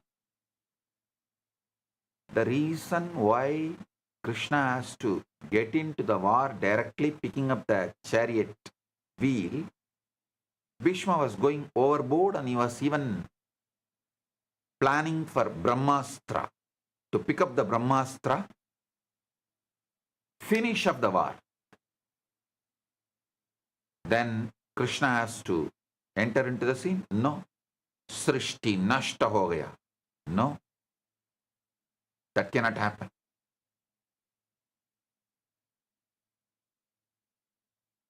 Srishti cannot be lost, destroyed for your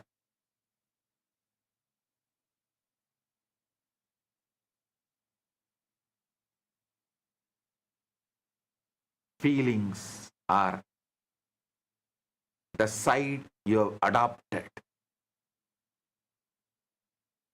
The last, before liberating, Krishna shows Vishwarupa.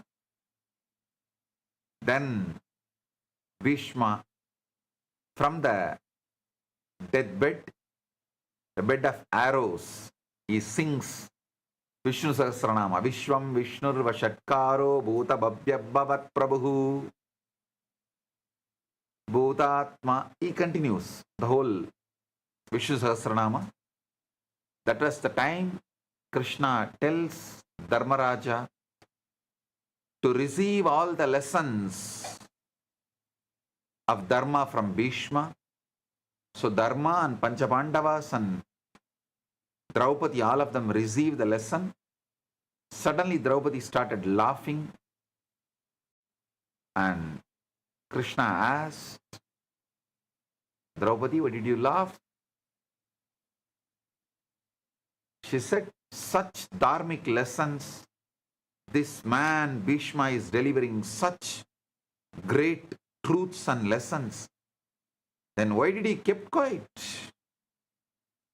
Why this dharma did not function in him in the Rajya Sabha when my clothes were pulled, when I was literally physically abused? Beautifully Bhishma answers, the food I ate, that became muscle memory and stopped my bioenergy functioning fully. But now, due to the Arjuna Banas, all that blood has left, all that muscles are gone, and those muscle memories are also gone. So my pure bioenergy is awakened.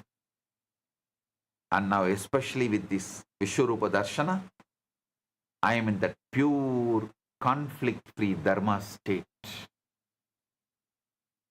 So understand,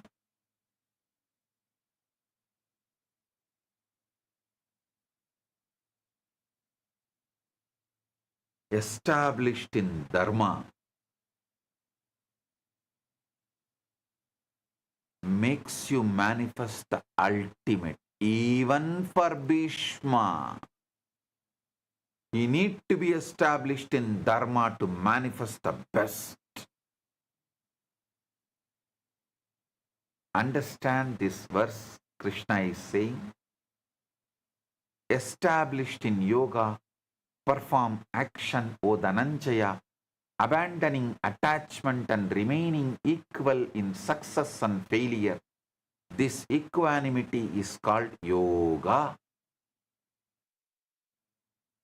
Yogastha kurukarmani sangam tyaktva Dhananjaya siddhi asiddhayo samabhutva samatvam yoga uchyate. Understand the verse. Krishna is not saying avoid action. Krishna is not saying postpone action. Krishna is not saying withdraw from life. Krishna is saying first established in yoga, dharma, then act. That means first be established in the right inner space, then move. This is exactly what I am calling dharma as the conflict-free inner space. From that space, action becomes pure. Again, 50th verse of 2nd chapter, Krishna says, Buddhi yukta jahati iha ube sukruta dushkrute tasmat yogaya yujyasva yoga karmasu kausalam. Yogaha karmasu kausalam. Actually, this verse I received as a guru walk from Swami Ranganathananji. He gave me the mantra diksha when I had initiation in Ramakrishna Sampradaya. He gave me the mantra diksha. Usually the brahmacharis, means who are the ashramawasis, madavasis, who live inside the mutt. After the initiation, they will have one interview with the guru. The public will not have that opportunity. They can have initiation and blessings and they will have to leave. But all the ashramawasis will have one interview. So after my initiation, I went and shared. Actually, I had a wonderful experience. Before Swamiji Ranganathananji gave the mantra appeared in me in my darshan, and had the darshan of Devi, and mantra appeared, and darshan of Sharada Devi. I expressed all these darshans and he said, all this is true. These darshans, what you had is true. They are not dreams or imagination or illusion or delusion. They are true. Then I asked him, give me one truth, one satya. I'll take it as your prasada and live. He gave this verse exactly. Buddhi yukta jahatiga ube sukruta dushkrite tasmat yogaya yujyasva yogaha karmasu kausalam. I still remember even body language, tall figure, sitting.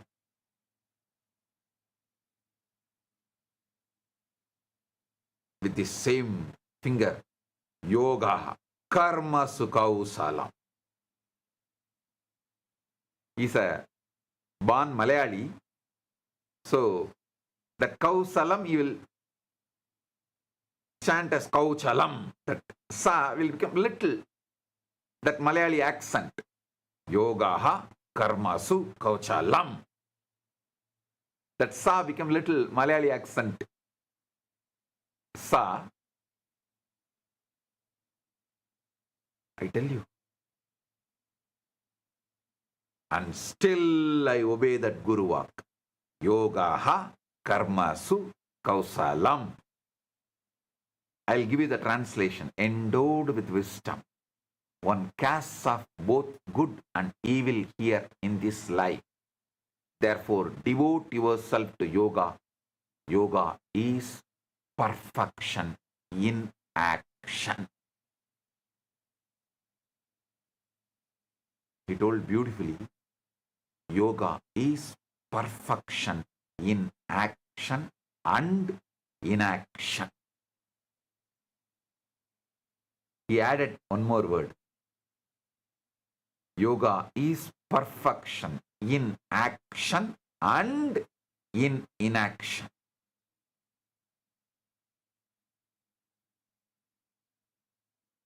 This one verse is enough. And still I follow this.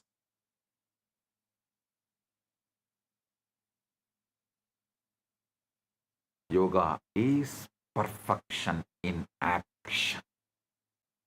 Perfection in action does not mean manipulation. Perfection in action does not mean overthinking. Perfection in action does not mean tension. Perfection in action means action flowing from clarity.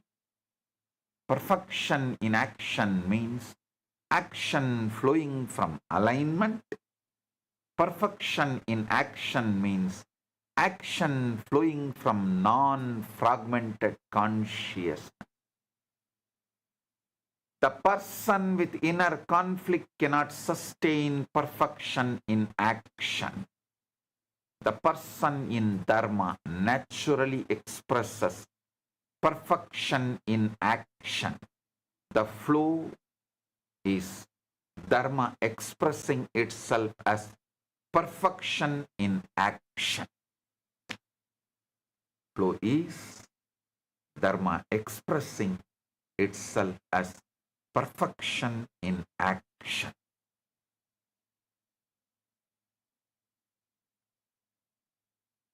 Listen. Freedom from mental fever and the source of flow.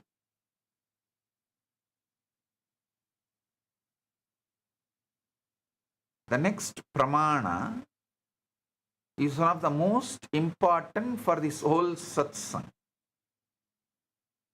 It's from 30th verse and 3rd chapter of Bhagavad Gita. Mayi sarvani karmani sanyasya adhyatma chetasa nirasu nirmama bhutva yudhyasva vigatajvaraha.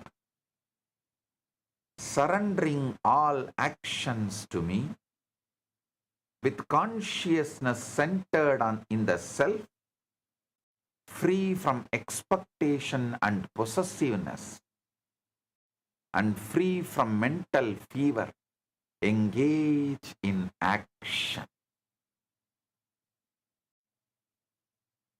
I wanted to highlight one word from this verse. Vigatachvaraha means free from mental fever. This is one of the strongest scriptural definition of flow. Action without mental fever is flow. Manifestation without mental fever is flow.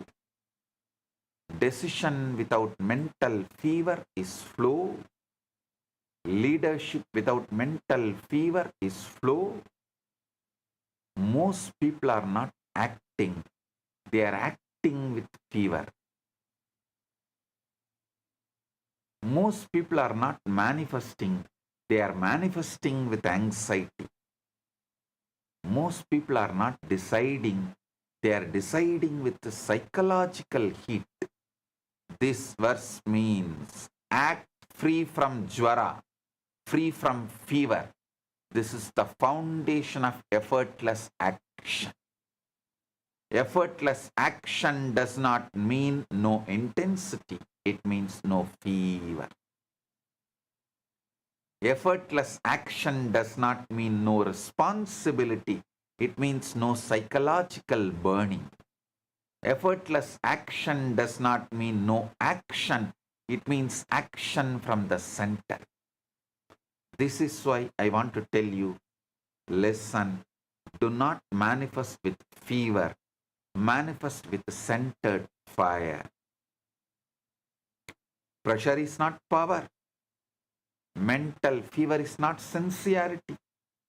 The more unclutched you are, the more effective your action becomes.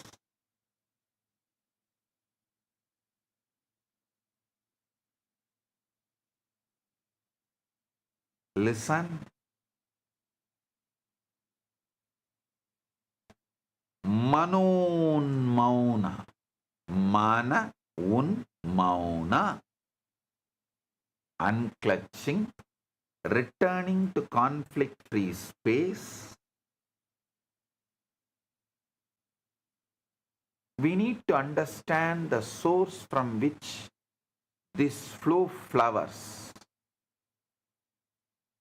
The source is inner silence. The source is mano unmauna. The source is unclutching. The exact foundation is given in the second verse of Yoga Sutra. Yogaha chitta vritti nirodhaha. When you are unclutched, you are Paramashiva. When you are with the source, you are Paramashiva. When your chitta vritti nirodha happens, you are Paramashiva.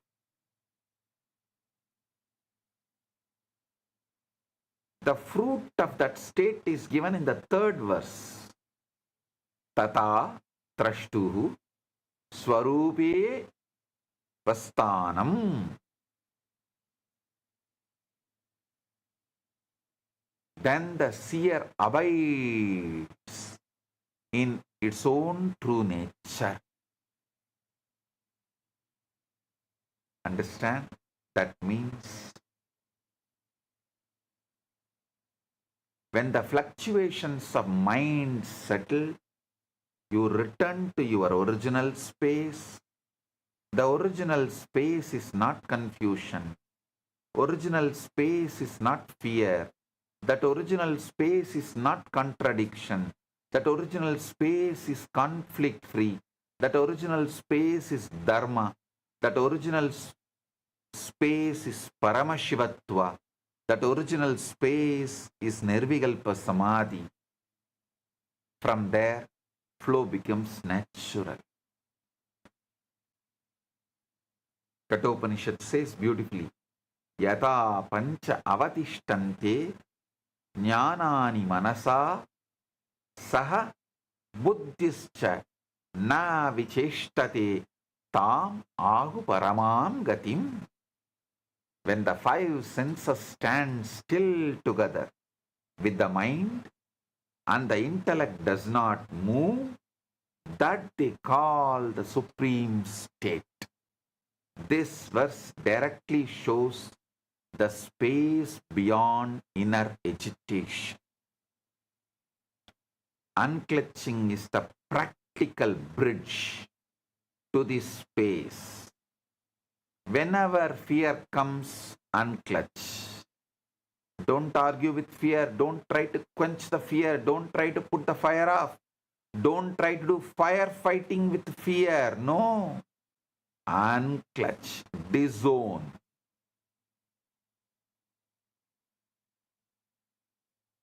Whenever overthinking comes, unclutch. Disown. Diverse.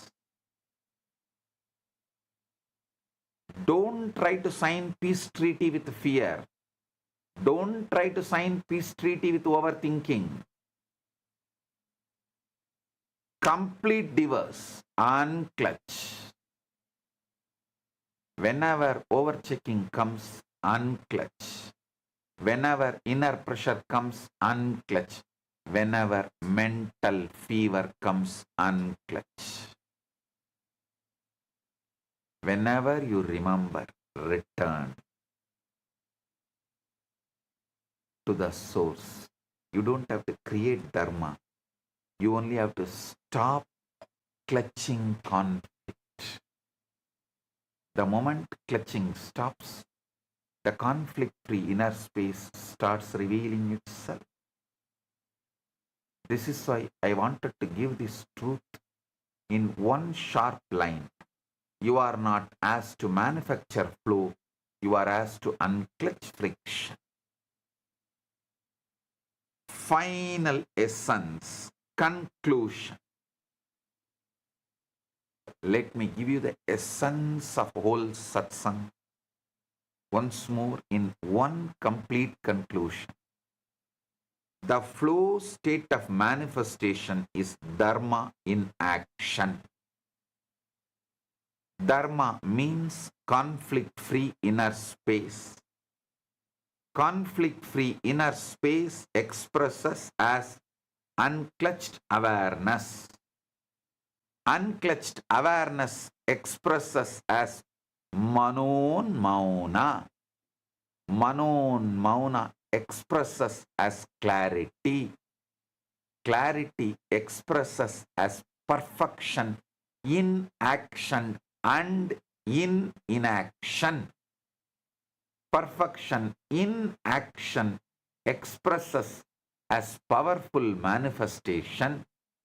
Powerful manifestation expresses as reality responding. This is the whole science. Do not waste your life trying to force manifestation through anxiety. Do not waste your life trying to create results through inner argument. Do not waste your life trying to move the world while being split within yourself. First, end the split. First, return to Dharma. First, romance with life. Then action will carry power. Then timing will carry intelligence. Then manifestation will carry inevitability. Flow is not speed. Flow is freedom from inner friction. Dharma is not a command. Dharma is your conflict-free original space. Manifestation is not pressure applied to life. Manifestation is life responding to your inner alignment. The one who lives in Dharma does not fight existence. The one who lives in Dharma romances existence. When you stop clutching confusion, consciousness starts flowing as intelligence. Be established inside, then act outside. I'll put a whole message in one line. Listen. Dharma is conflict-free inner space. Flow is its movement and manifestation is its result. Blessings to every one of you.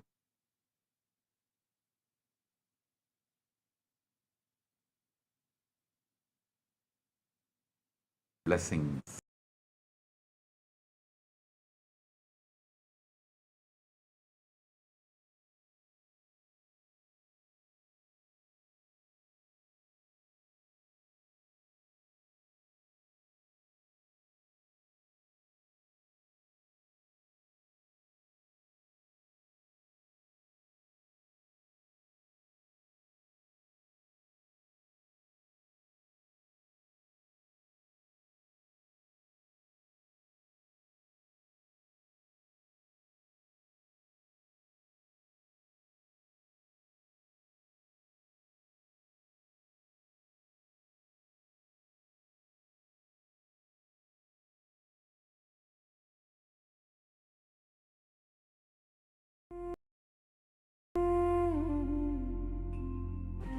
When I arrived here, I was in a very, very dark space, very pessimistic, but now there's this love inside of me, there's this joy inside of me, and the belief systems are changing, so all of a sudden opportunities are everywhere. I've been learning the yoga from other sources previously, but the Swamiji's yoga is the only place from authentic source. It's really, really different. Also enjoying the pure vegetarian, organic, sattvic foods.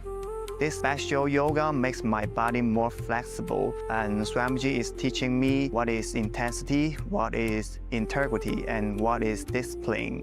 Before coming, I twisted my left wrist during basketball game, and I barely can use my left hand. After few training, my hand can sustain my body weight, and now everything looks normal for my left hand.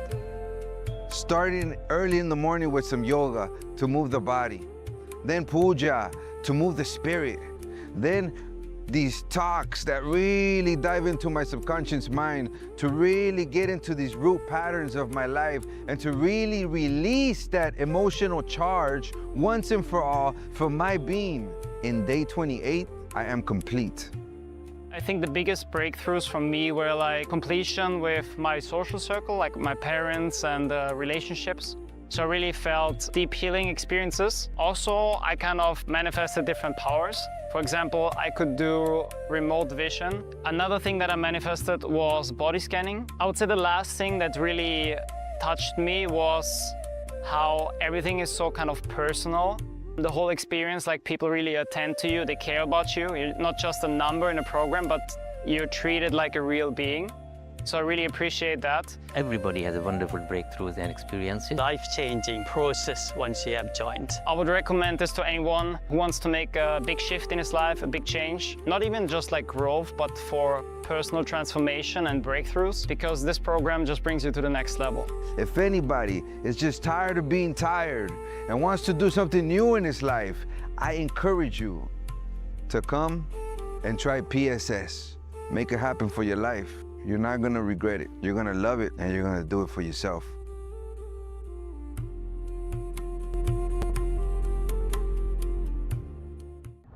First, you need to understand what is not yoga. Yoga is not just moving your body. Yoga is not just concentrating your mind. Yoga is the ultimate happening. Please understand. Strong cognitions exploding into your system and changing your whole brain's alchemy, putting you in the space beyond any description and release such intense ecstasy into your system is yoga from my experience. The postures, stretching your body, everything is to align your system to retain that alchemy experience. What I am teaching as Nithyananda Yoga is not one more brand yoga, it is the yoga.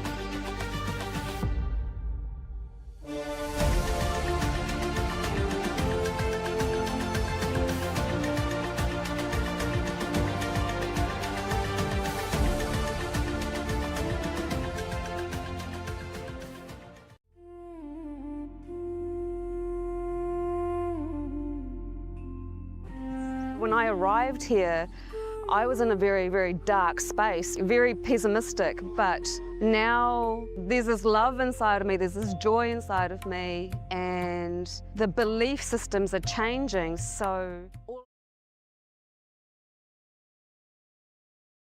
Yes, Nithyananda, that was a very beautiful reflection Swamiji has given. Was a very beautiful reflection Swamiji has given. Was a very beautiful reflection Swamiji has given. Was a very beautiful reflection Swamiji has given. Was a very beautiful reflection and all our very beautiful audience and all our very beautiful please and all our very beautiful to please bow down and all our gratitude to please bow down and all our gratitude to please bow down and all our gratitude to please bow down and all our gratitude to please bow down. A very beautiful liberation liberation Swamiji spoke. That is a very beautiful liberation Swamiji spoke. That is a very beautiful liberation Swamiji spoke. That is Swamiji said about surrender, Atmasamudhaya, surrender, Atmasamudhaya, Dharma, which is led by Atmasamudhaya, Dharma, which is led by Atmasamudhaya, Dharma, which is very, very beautiful. That living life without having that inner conflict, you not having that mental fever. That is how you manifest your reality. Swamiji had first finished expanding, revealing the truths about the 8 manifestations, and then Swamiji went ahead to revealing about the space in which you should be established in for you to manifest your realities, which is Dharma, but aligning your inner space without having any inner conflicts in your life, not having that mental fever, that Vikata Jvara, not having that mental fever, just living life that only lives as manifestation. Getting involved into life, that is only living life without any conflict free. Right. So the message for all of us is living an inner conflict-free life. So from that space, from that surrender, let's start. Let's enter into a simple round of power manifestation. Yes. So today, for all the live viewers, we are going to be manifesting the power of consciousness of the matter. So, what is this power? You're going to be understanding about it in detail. So, this power of consciousness of matter is having the ability to move the matter at will, just being the space of oneness with Paramashiva, with Swamiji, you not having that inner conflict. You're manifesting a power where anything you want, any matter you want, any obstacle, you can command it, you can move it as per your will. This is not this power that Swamiji revealed. It's not just for matter alone. Any obstacle that you are facing in manifesting your own realities as well, you can actually move it by manifesting this power. So the Shastra Pramana of this power is taken from the Vijnana Bhavatantra, Sutra 120, Dharana 95. Paramashiva says, Kvajidvasturi vinyasya shanayadvishti nivartya tajnanam chittasahitam devi shunyalayo bhave. The meaning goes, Bhagavan Paramashiva says, having fixed one's eyes on a particular object, vastu, one should slowly withdraw the sight from the object, as well as slowly eliminate the knowledge of that object along with the thought and impressions of it. Then, O Devi, one abides in Shunya, the state where there is nothing other than this exists, which is the state of all inclusiveness or infinity. The next is chapter Pramana, which is taken from the Leelas of Paramashiva.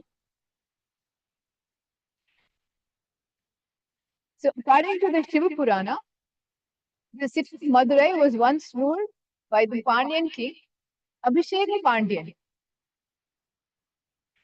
who was the great devotee of Paramashiva. It is recorded that Paramashiva chose to bless the king by appearing to city in the form of a Siddhar as Ellam Valla Siddhar. The Siddhar was said to perform many extraordinary acts such as making elderly people appear young, turning iron into gold, and curing illnesses. Because of these acts, the news of the miracle performing Siddhar, which is Ellam Valla Siddhar, spread widely among the people of Madurai. The king desired to see the Siddhar and sent guards to bring him to the palace. However, Allamwala Siddhar refused, stating that anyone wishing to see him should come to him, as he had nothing to gain from the king. Later, when the king encountered him at the temple, everyone stood in respect except the Siddhar. Feeling challenged, the king tested him by asking him to feed sugarcane to a stone elephant statue. The Siddhar accepted the challenge. He tried to offer the sugarcane to the stone elephant, which, to the astonishment of all present, came to life, trumpeted, stretched his trunk and ate the sugarcane before turning back into stone. And this event was later understood as a divine Leela of Paramashiva. So you can see very beautifully Paramashiva in the form of Allam Siddhar manifested this power of conscious over matter. The stone elephant, which is actually till date that actually Swamiji revealed a stone elephant there in the temple of Madurai, which is actually a pillar. And that came to life and ate the sugarcane from the king. And of course, the king understood that it's Paramashiva himself who had come and done this Leela. And next is Swamiji's own experience of this pub. In Swamiji's own words, Swamiji said, when you feel one with nature, nature listens to you. One day, people were sitting and talking, and he was explaining about one yoga sutra. I said, how can that be? He wanted to feel one with the rock. I just contemplated, meditated, and I was feeling one with the rock, with a huge boulder.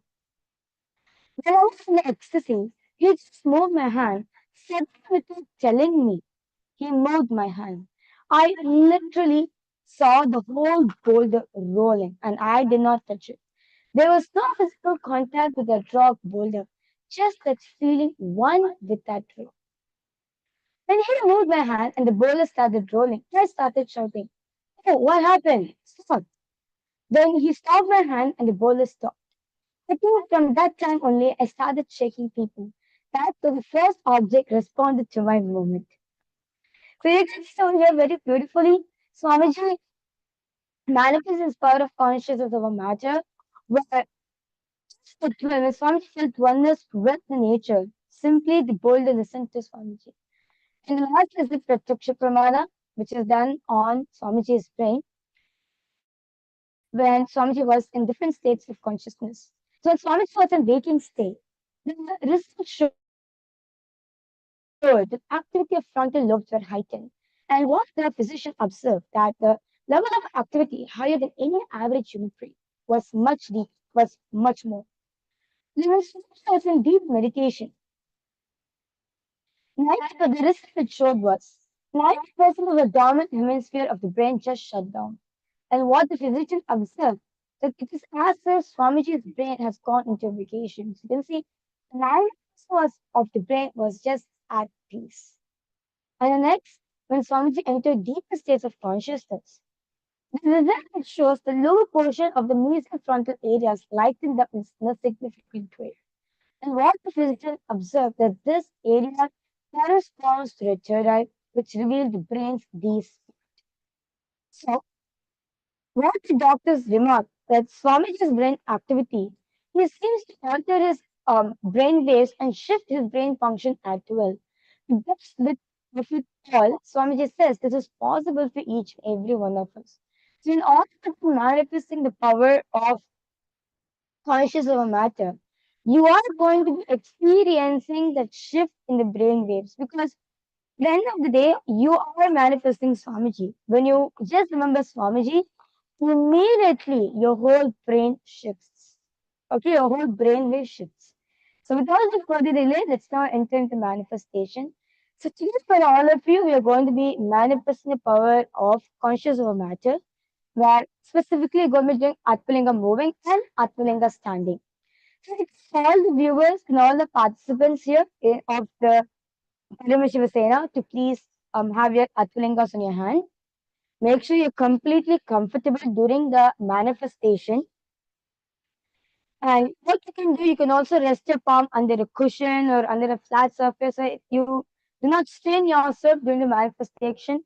Make sure you're completely comfortable when you're manifesting the power. So you're going to be placing the Atmalinga on your palms. So I request all of you to please sit with your head, neck, and spine in a straight line. Remember Swamiji in your third eye. Just surrender the powerful cognition which you got into the Aranda Gandhi. To live life without any conflict. Live a conflict-free life. And start chanting the Mahavakya intensely.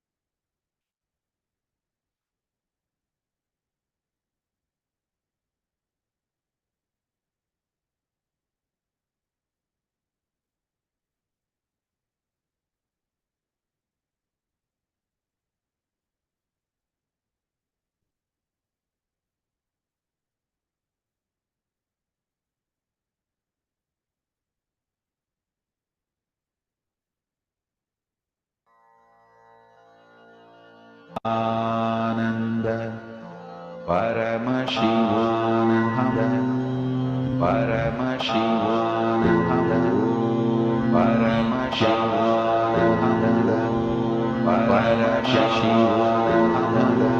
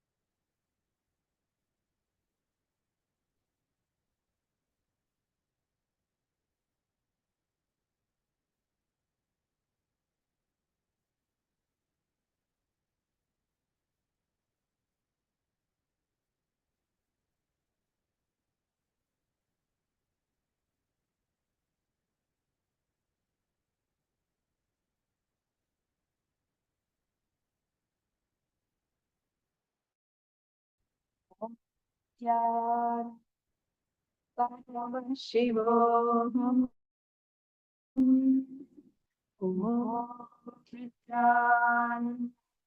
Paramashivoham. Om Nityananda Paramashivoham. Om Nityananda Paramashivoham.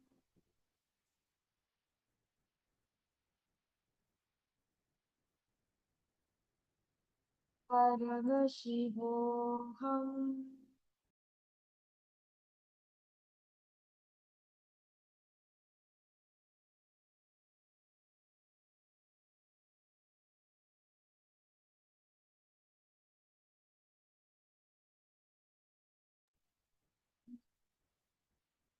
Paramashivoham.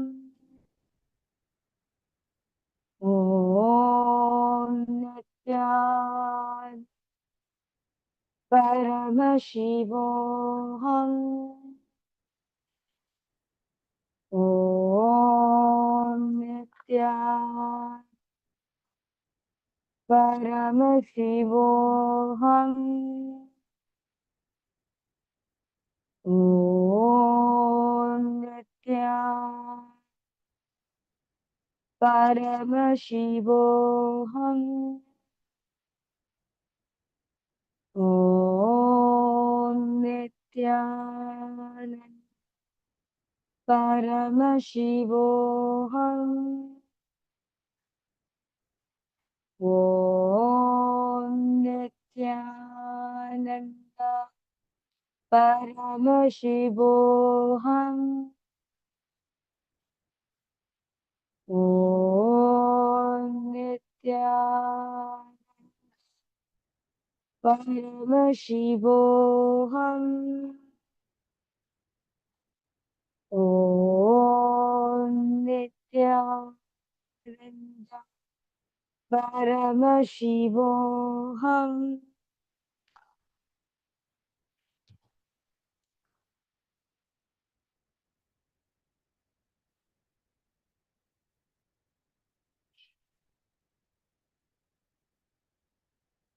Yes. All of you can slowly relax yourself. We request all the viewers and all the Ratsabha members and the Chitsabha members and all the participants to post your manifestation, your manifestation results. Yes, did your Atlinga vibrate or your Atlinga move or the Atlinga stood in your hand? I request all of you to please go ahead, post in the section. Please post in the chat. How was the manifestation for all of you? What Swamiji said, just do not have an inner conflict. That's it. Have that pure space of conflict. Have that space of unclutching. That's only the thing which is needed. So as Swamiji said, that 5 fingers are not powerful. It's the one fist which is powerful, right? So the one fist is about what? You not having an inner conflict and just allowing Paramashiva to manifest in you. And when you're manifesting, this is our experience, right? When you're holding the Atmalinga, there's always this conflict. Am I holding this right? Is this moving left? Is something moving right? Or is this okay? Am I supposed to do something? Am I supposed to think something? Am I supposed to talk something? Is there something supposed to be done? All that inner chatting is all the inner conflict. You can totally see when that is going on. You are thinking something and the Atmalinga is moving over there, and you don't even know whether you're relating, right? Yes, it's the inner conflict that is stopping your manifestation, it's preventing your manifestation. That's Maharaja.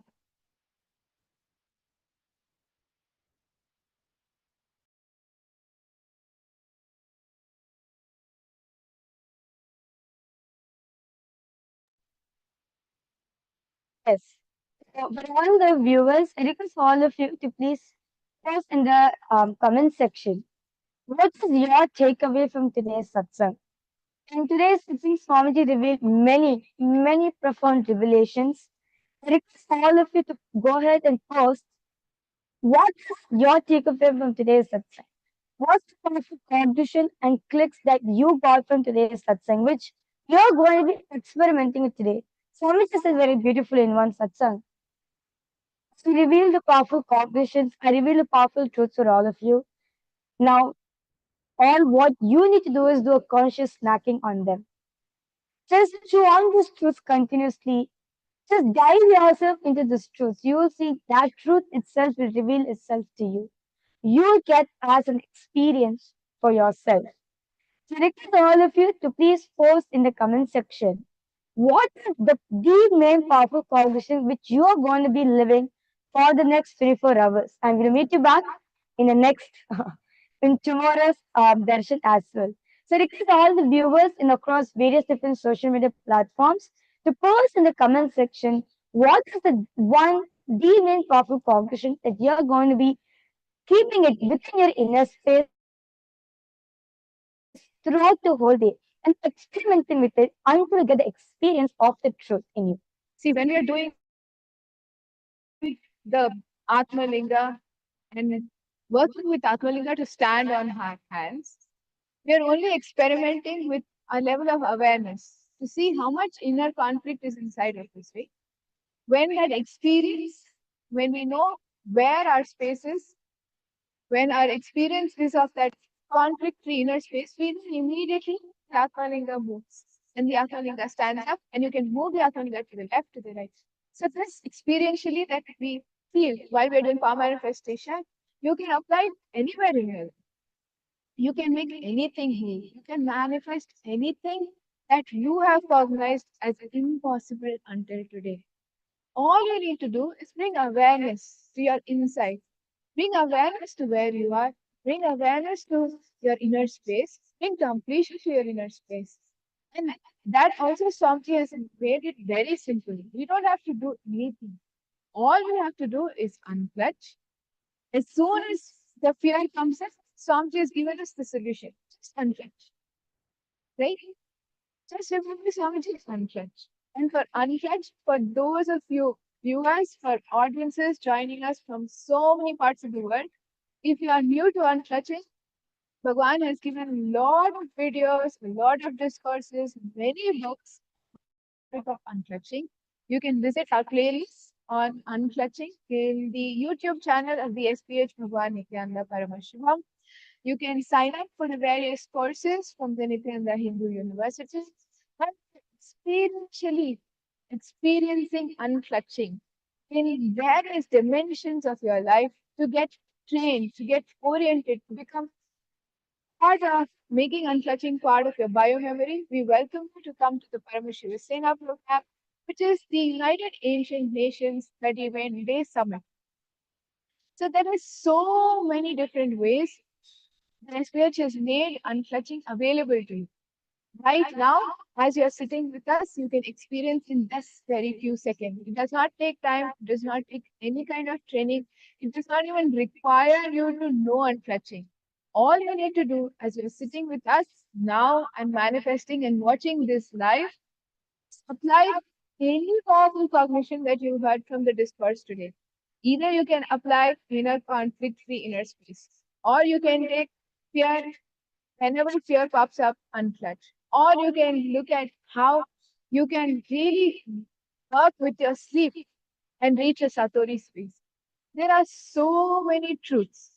One satsang alone can make you experience and give you the glimpse of power manifestation. Right? So from there, it is up to you of how much you want to make manifestation a part of your life. If you want to make it part of your day-to-day life and to take it up all the way to become a member of Parliament of the nation, you're welcome. You are welcome to join us in the United Ancient Nations 31-day Summit in Paramashiva Sena program. And of course, now as we are continuing to talk to you, we're listening to you from various places here on YouTube and all the other social media channels. And we can see several of you are giving gratitude to Swamiji and requesting blessings. We welcome you. And of course, Swamiji's blessings are there. So we welcome all of you. Please share with us how Swamiji's powerful truths have been helping you in your life to bring solutions for all your problems. Yes. So this 30-day program, which is the Paramashiva Sena program, I would say this is a must program for every single one. Those of you who have already attended the Paramashiva Sena or those of you who are new to the Paramashiva Sena program, and all of you, this the Paramashiva Sena program. It's a 30-day program where you are sitting in Swamiji's breathing space and you're actually removing the inner conflict what's happening in you. Be with the lifestyle, the routine which Swamiji has designed for the whole 30 days, right? So you wake up in the morning, you do intense Nithyananda yoga, you do 100 asanas of the Nithyananda yoga, of the Sakala Vinyas Krama with the 12 components, followed by the Nitya Puja, where you offer your gratitude to Swamiji, and then you do the power manifestation, then you enter into the completion, various different completions you have, like be with completion with the pain patterns, completion with your health, with your relationships, or even the fears of that, how to become your own boss in every single aspect of your life, in every single field, experiencing that space of completion, not having an inner conflict in you. So you experience that as a reality. So you can manifest whatever you want as a reality. Is this completion process? This completion process is tailored, is given by, designed by Swamiji himself for each and every single participant, so that all of them, at the end of the day, when they go back as a new being. I would say they go back as Paramashiva. They become a Paramashiva Sena actually. They they are not just a person has a, of course there are lots of transformation, but they are going back as Swamiji to their home. They are going back as Paramashiva to the people. So whoever they're going to meet in their life, they are going to be giving this signs. They are going to be gifting this gift to them as well. And of course, the cycle continues. More people come, get benefited from it. So I encourage all the viewers watching us right now, do come and join for the Paramashiva Sena program. The next season starting at July 1st. And this is actually a very special season as we are, Kailasa is celebrating, actually preparing ourselves to celebrate the Guru Purnima celebration. The festivities have already started in Kailasa. So in Kailasa, we never rest. As Swamiji said, right? In Kailasa, there's continuous celebration, joy, music, dance. Yes, our whole life is just filled with celebrations only. So we're already preparing ourselves. All the temples, all the Kailasa temples across whole world is preparing themselves for the Brahmotsavam, for the celebrations, and be with the Gurukuls. New Gurukuls are opening up. New releases are happening. Literally, that's the whole buzz of Kailasa right now, the Guru Purnima celebration. So the best way what you can do is offering yourself at Swamiji's feet, offering yourself at the Guru's feet, and giving, accepting this gift, Dharma Shiva Sena program as Guru's Prasada for all of us. I would say, what more is the biggest gift can you receive from the Guru? Because in the Dharma Shiva Sena program, he removes you and he fills you with him. That's the first initiation. He removes your identity and he fills you up with his identity, which is Paramashivoham. That's the first initiation that all the participants get. And at the end of the program, even when they go back home, they experience that as a reality for them, that they are Paramashiva. As Paramashiva, they can manifest their realities. Yes. So with this, we thank you so much for joining us on this live satsang. We appreciate you staying back and experiencing these powers. We invite all of you to continue to experience these powers, expression of manifestation of Paramashiva through you, through AskNithyananda.ai. For an ad-free experience, please join us through AskNithyananda.ai. Have that app on your phones, on your devices, and on your gadgets immediately. So we will look forward to you again in the next segment on the live address with the Supreme Pontiff of Hinduism, Bhagavan Nityananda Paramashivam. So with this, we will end this with a Purna Mantra. Om Purnamada Purnamidam Purnat Purnamudachyate Purnasya Purnamadaya Purnamevavashishyate Om Shanti Shanti Shanti Hari Om Tat Sat Sarvam Bhagavan Sri Nithyananda Paramashivam Padukarpanamastu Om Nithyanandam. Yes. Thank you all. Nithyanandam. Nithyanandam.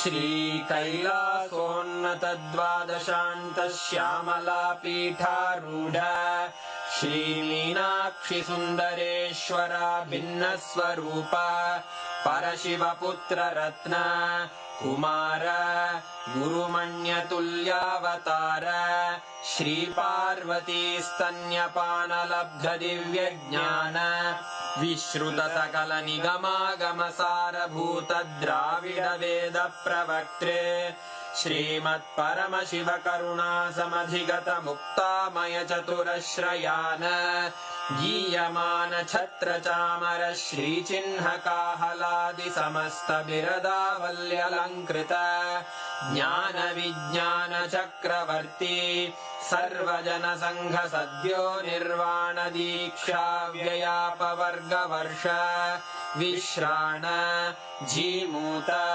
परमत कलभ Kesari शैव सिद्धांत स्थापनाचार्य श्रीराजाधिराज पांड्य महाराज गुरु क्षपण शाक्यादि महांधकार निवारण ज्ञान भानु वीक्षणानर्हार्ह ध्वजोच्छेदन पूर्वक श्रीमद्वृषभध्वज स्थापक शैव समय कर्त्रे सर्वज्ञपीठारूढ श्रीजगद्गुरु श्रीज्ञानसम्बन्धदेशिकस्वामि वागीशसुन्दरमाणिक्यवाचकस्वामिनाम् अवतारभूत श्रीज्ञानसम्बन्धस्वामि पुनरुद्धृत श्यामलापीठ सर्वज्ञपीठ त्रिनवत्युत्तरद्विशततम गुरुमहासन्निधान अरुणगिरियोगीश्वर परम्परागत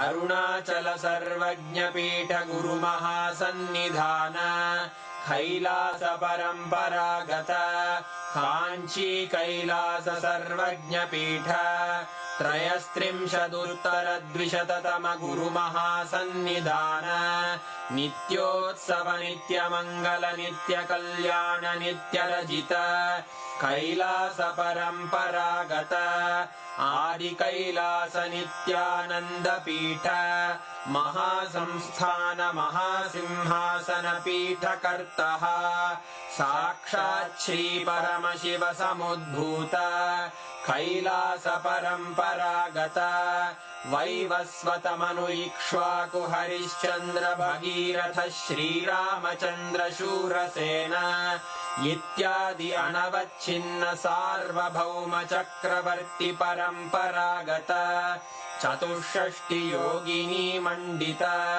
चतुष्षष्टि सम्प्रदाय प्रवर्तक मनुधर्म शासन सूर्यवंश प्राप्त सर्वज्ञपीठ सुराङ्गी साम्राज्य मूर्धाभिषिक्त चूडामणे साक्षात् श्री परमशिव समुद्भूत कपिल महागुरु पुनरुद्धृत महानिर्वाणिपीठ अष्टोत्तर सहस्र श्री महामण्डलेश्वर साक्षात् श्री परमशिव सिंहासनाभिषिक्त समस्त गणनायक श्री महागणपति समारंभ अनवच्छिन्न पीठाधीश्वर गुरु परंपरा प्राप्त अटल पीठ अष्टोत्तर सहस्र श्री अटल पीठाधीश्वर धर्म मुक्ति स्वर्गपुर स्वर्ण पीठ त्रयोविंश गुरु महासन्निधान कैलास परम्परागत आदिपीठ सर्वज्ञपीठ जगद्गुरो श्री कैलास पुनरुद्धारक श्री कैलास परमाचार्य श्रीमत्परमहंस परिव्राजकाचार्य वर्य सच्चिदानंद प्रणव स्वरूप श्रोत्रिय ब्रह्मनिष्ठ श्रीमज्जगद्गुरु श्रील श्री भगवत् श्री नित्यानंद परमशिव श्री ज्ञान संबंध देशिक परमाचार्य स्वामिन् अत्रागत्य परिपाल्य च अस्मान् विज्ञान वितरणेन विजयी भव जय जय।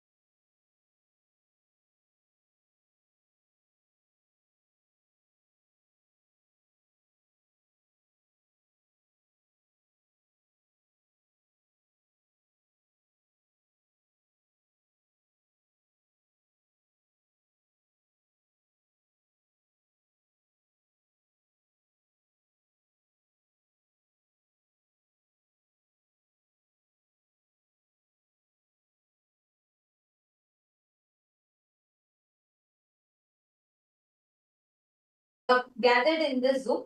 We request all the Chitsaba members to please check your WhatsApp. You all would have received an updated Zoom link. You all can join there. All the Chitsaba members, you all would have received an updated Zoom link and you all can take a moment to join in that Zoom. We have sent you all an updated Zoom link. We request you all to please join that. Yes, requesting all the Chitsaba members to please join that. Please check your WhatsApp. You all should have received an updated Zoom link.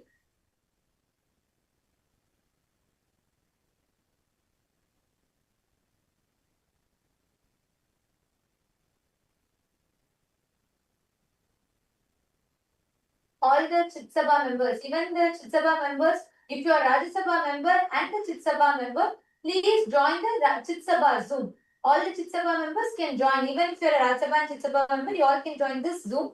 And here is where all of you will be receiving the darshan. Ma, Sharmila, Nishalama, could you all please also help inform other Chitsaba members who are not here? Please could you call all of them? The darshan is going to be starting in just a few moments. So let's all get ready. And today is going to be a powerful initiation, a very, very powerful initiation. So you all can, let's get ready to receive the darshan. And yes, Ma Paramashakti, please go ahead now. You can continue. You are sharing about your clip. Please come forward. So I just want to take time to brief, update everyone so they all can understand and they can also be in sync.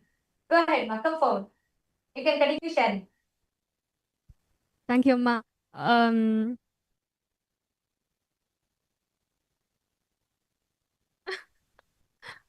师父说，如果我们是从未显化到显化状态是很容易的。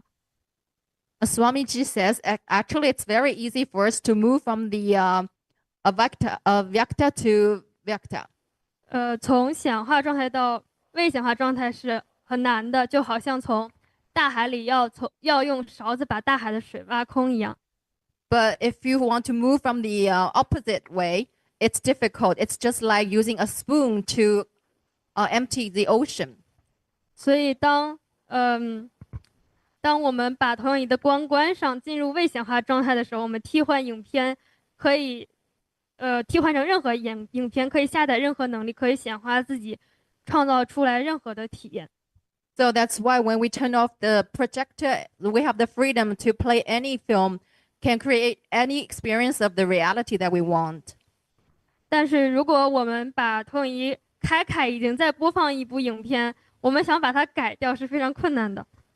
But if we turn on the projector and we're already playing one film, so it's difficult to change it anymore.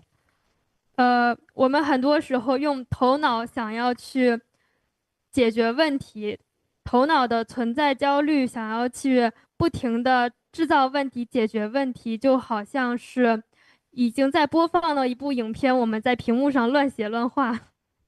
It's like very often we want to use our mind to solve problems, but the mind has its own existential anxiety. So it's like we want to draw or dribble on the already played in film. 在投影的屏幕上乱写乱画。It's like to dribble, to draw things on the screen that's the projector is projecting on. 但是屏幕里播放的影片并没有任何变化。But the film that's being projected, it has not been changed or touched. 对，这个是但是当我们停下头脑的时候，就头脑不是创造的那个部分，是那个背后的意识，是那个我们替换影片的那个地方才是创造的部分。So the part that's creating is not from the mind. It's not from the mind's creation. It's actually the creation of our consciousness.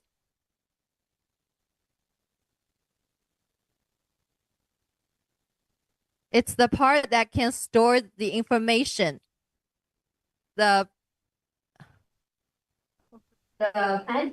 And also, Ma Paramashakti, Swamiji said, see, since you're bringing this projector example, right? They are like a pure canvas, okay? In See, even when you tell, we are playing the movie, there is a certain association you are having with that movie because you feel you are picking and choosing. Listen, Somti is so beautifully explained. I'll come to the same example of a project.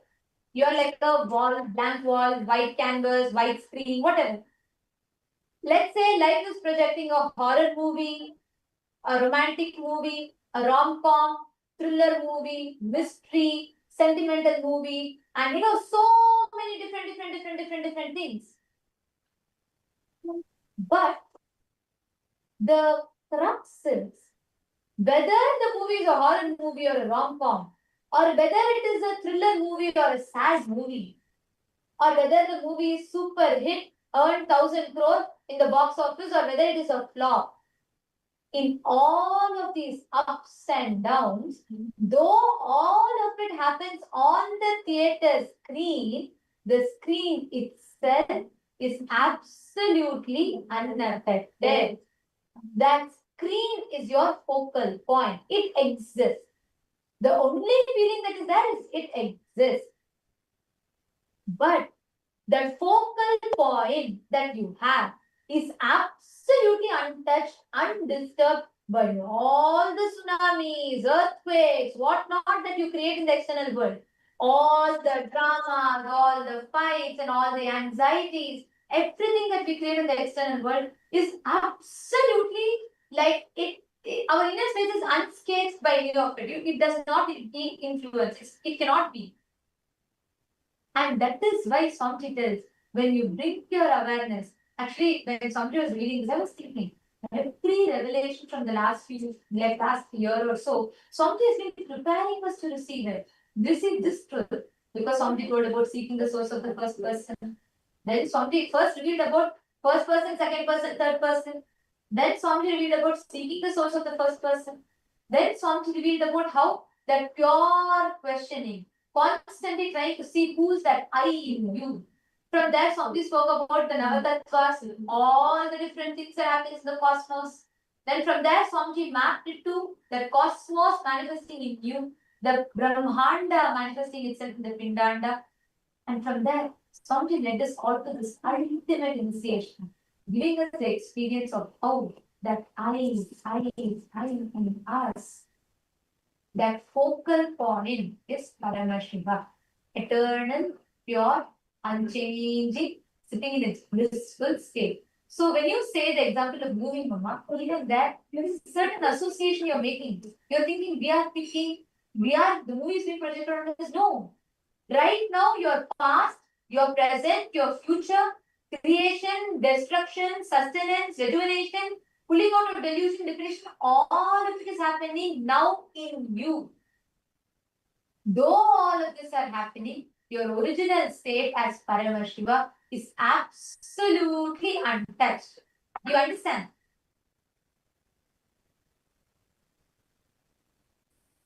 Yes, ma.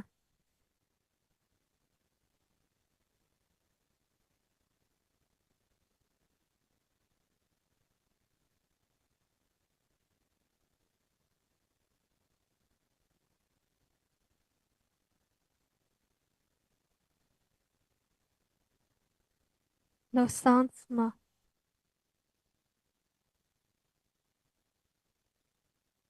Oh, sorry, ma. Yes. Is there anything else you want to share, ma, Paramashakti? 没有，暂时没有想分享，但是我还没有听太关于 Nada 和冰度的那个部分。 I don't have anything more to share, but I'm not very clear about the part that you explained on Nada and Bindu.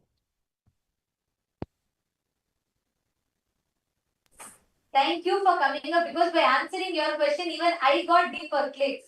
The moment I started answering your question, even I got deeper clicks from that, because that is why we all need to have Vakyartha success. You understand? When each of us are sharing, the moment you started talking about it, I started thinking, yes, but Swamiji also told that, we may be the state on which all of this happened, but we are not affected.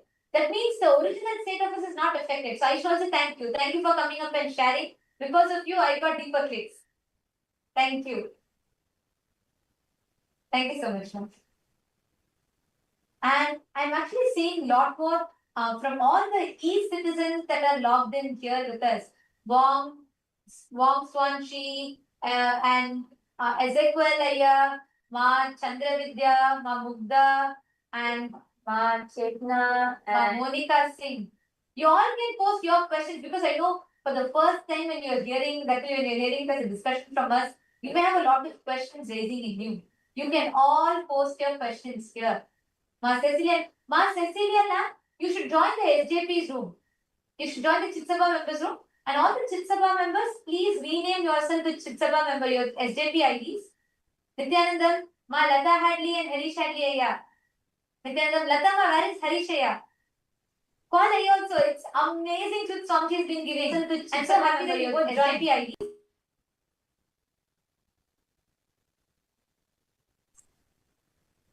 And yes, I'm seeing so many messages coming in the room, the citizens room.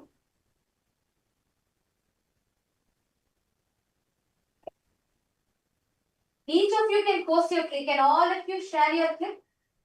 Can each of you share your clicks? The citizens, all the participants, viewers that are joining us, Mana Daisy and Monica, because how do you all connect with when you listen to this? If you have any questions and doubts as well, you can post. Nithyanandam, Ma Helen Gomez, Nithyanandam, Ma Chetana, Nithyanandam, Ma Guru Prasadini, Nithyanandam, Ma Nitya Guru Prasadini, you should join the Rajsabha room. Ma Shanteshwara. I'm also seeing a few of the Rajya Sabha members who have joined here. Ma Karnan and Ma Chandravidya, Ma Mirada. All of you can join the Rajya Sabha room. Yes. And Gautam Goshaya. Ma Nyanisha, did you understand? Did you click with these fruits? There are so many of you joining here. Ma Andrew Wilson and Ma Lee Chen Lee Aya Nithyanandam. Guru Sharana Kata Shakti Nithyanandam. We have Pal Thakaraya Nithyanandam. We have Ma Anastasia Nithyanandam, Ma Wendy, Ma Karina Wang. I'm seeing many more people here. Nithyanandam to all the e-citizens. I request if each of you can also post in the chat as you are listening to all these sharings from the Paramashivam Sena participants, and as you are listening to all of these truths, what is clicking with you? What are your powerful cognitions? All of you can post it here because right now, to prepare for the satsang, the best way for us to prepare for the satsang, to receive this initiation from Swamiji, is by drilling this truth deeper in us. By understanding and drilling this truth deeper and deeper in us. So this is going to be a very important discussion. Many of you have posted that, actually to all the PSS participants, as each of you were coming up and sharing, all the PSS participants, we have many of the e-citizens who have posted that they were able to so deeply connect with it. They were able to understand these truths deeper. So any of you have any questions also, you can post here. Madan Kumar G is asking, my mother, Nithyanandama, my mother passed away 8 days back. Can I see Swamiji's darshan? Yes, you can. Today, that is why Swamiji has opened up this darshan for all. Everybody can join. You all can share this link with anybody. This is sudden enlightenment guarantee. All the Chitsabha members, please can all of you also call everybody you know in your zones, any other Chitsabha members. Let us make sure nobody is missing this. All the e-citizens who are joining, all of you can share this link to anyone. You can call your family members, friends. Even if you have somebody who just wants to experience the healing, they can come and attend the darshan, be a part. They will automatically get the healing. They can also receive the darshan from Swamiji and also listen to all of these powerful cognitions. Actually, these are very, very powerful. So reach out to all your family members, friends, and invite anyone and everyone can come. So Madanaya, don't worry. Definitely you'll experience the healing and healing through Swamiji's darshan. And now It is time for all of us to get ready to receive the darshan.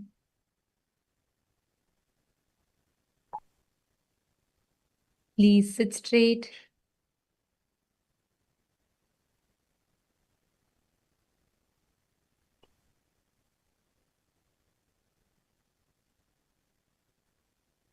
Please close your eyes. Let us all prepare ourselves to receive sudden enlightenment. The enlightenment, ultimate enlightenment, sudden enlightenment guaranteed. Please close your eyes, settle down.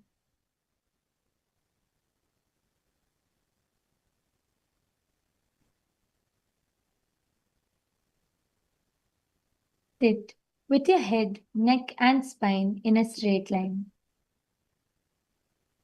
Drop any restlessness, any thoughts, anything which comes to your mind.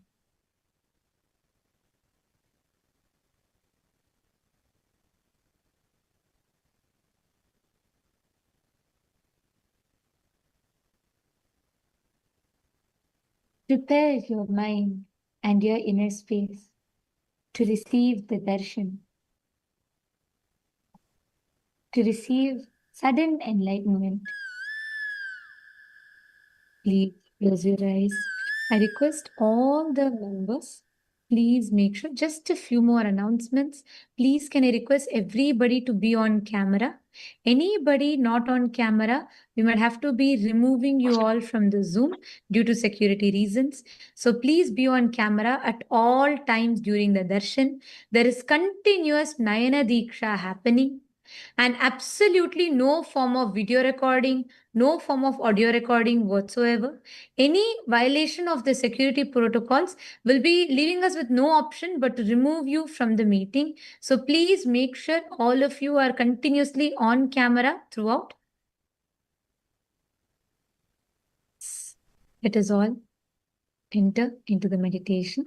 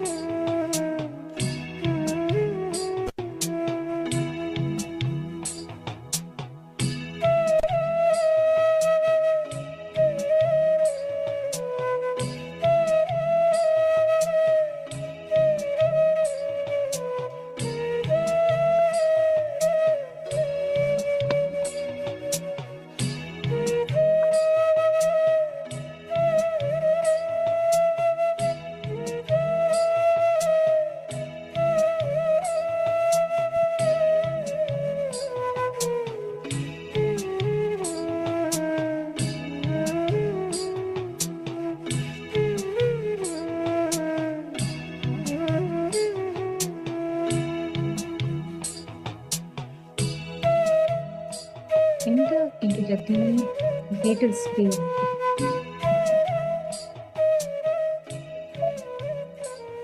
Enlightenment itself is given to you. The ultimate is gifted to you as a gift, sweetly, and remain in that space of deep seeking to receive that enlightenment.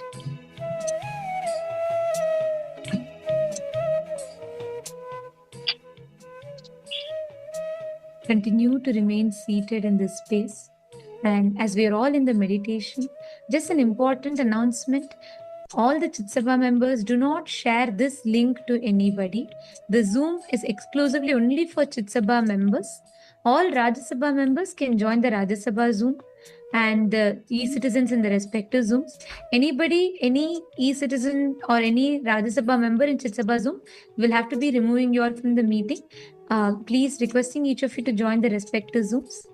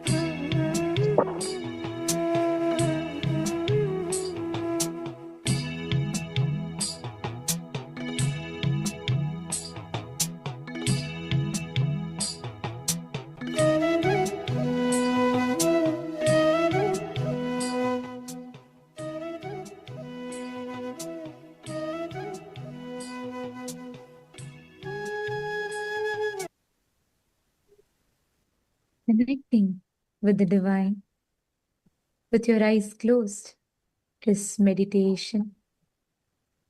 Connecting with the divine, with your eyes open, is darshan. Come, let us all now move from meditation to darshan. Slowly, very slowly, please open your eyes.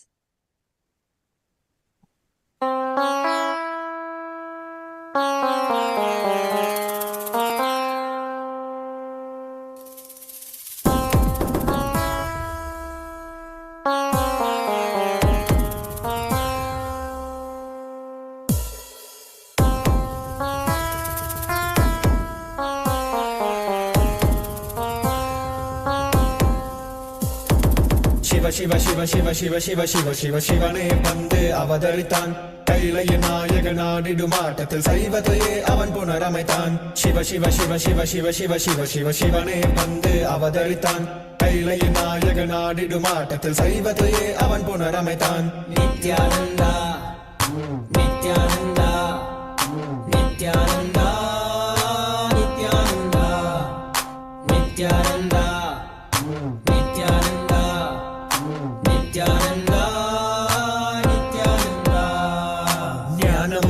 ശക്തിയും பரமனாகனில் பதித்தது அஷ்டசக்தியும் 10 திசைகளும் உன்புகழை பறைசாற்றியது கைலையை படைத்த கலைஞனே கைலை நாயகா பரமேஸ்வரா உந்தன் அருமையை அகிலம் பரப்பிட படையெடுப்பனே மாஹேஸ்வரா இது ஆதி சைவம் போற்றும் எங்கள் தேசம் ஆடி பாடி கொண்டாடிடும் கூட்டம் என்று முந்தன் அழகு கவிதை பேசும் ஜெய ஜெய ஜெய ஜெய நித்யானந்தா சிவன் அருளோட சக்திகள் வெளிப்படும் பைரவனின் காவலோட அகிலத்தை ஆண்டிடும் வீரன் அவன் வழி நடந்திட அவனோட வாழ்ந்திட விடி வந்தே நானும் அவனோட சேனை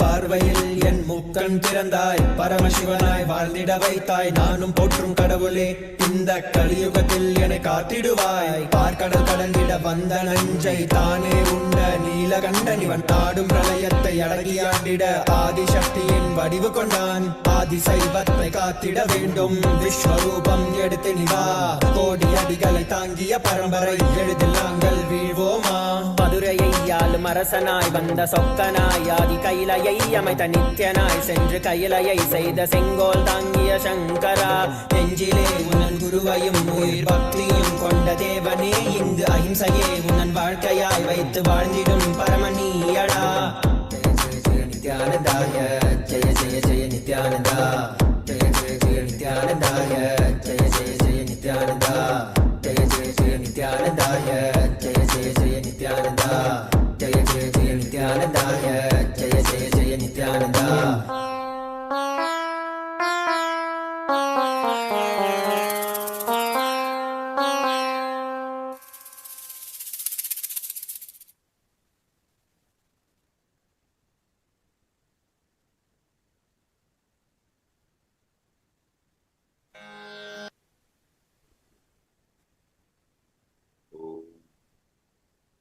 Om.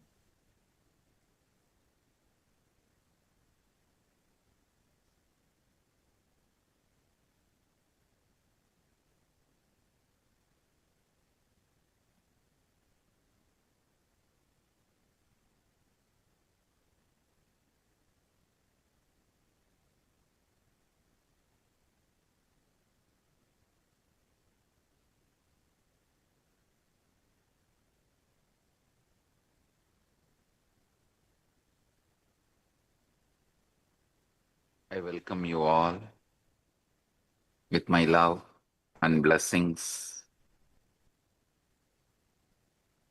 All the Recording in progress. Recording in progress. Paramashivasena Program 11 participants, all the Rajya Sabha members, all the Kailasavasis, all the e-citizens, Kailasa citizens from all over the world. I welcome all of you with my love and blessings.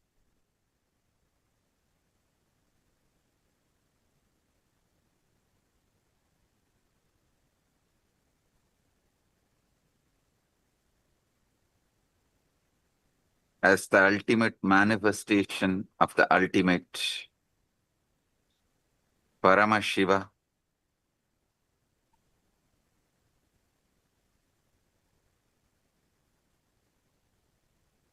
I bless you all with Paramadvaita. Paramadvaita Praptirastu.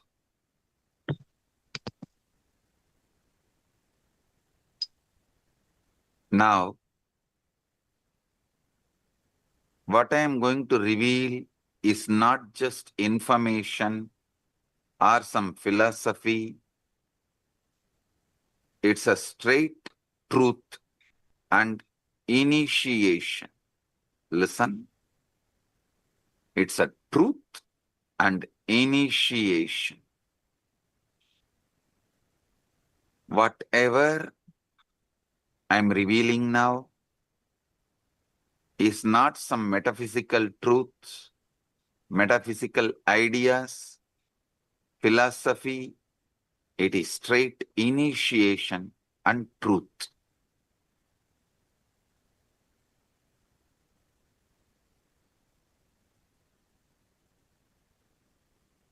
Look at your mind for a moment.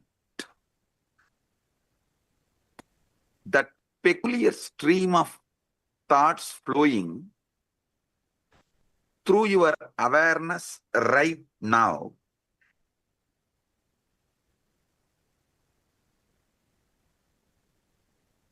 The commentary that never stops, that goes on judging you, judging others, judging everything.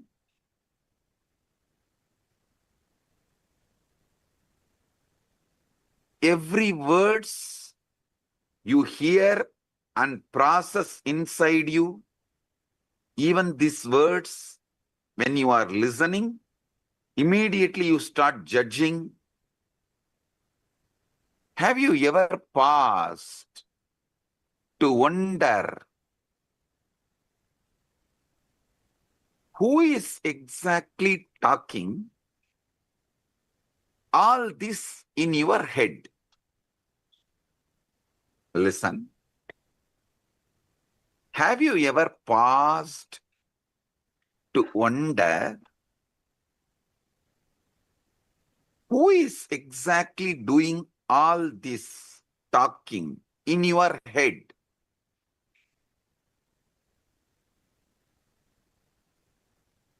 Almost every one of us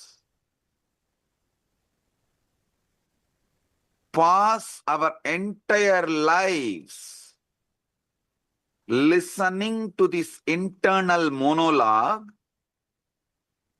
without ever questioning its source.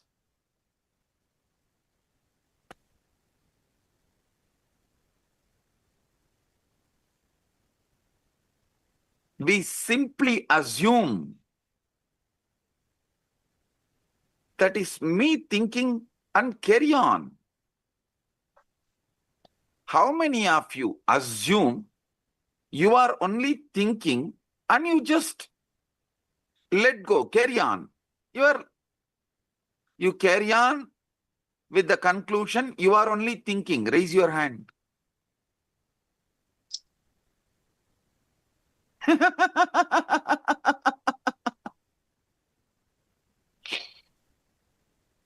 Come on. Is it really you?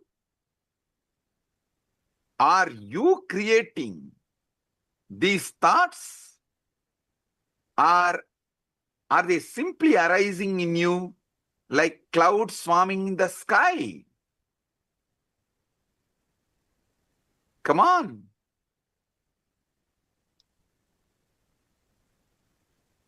If that voice is truly you, then who is the one listening to it? Who is aware of these thoughts? If that voice is truly you, is it not that awareness is also you?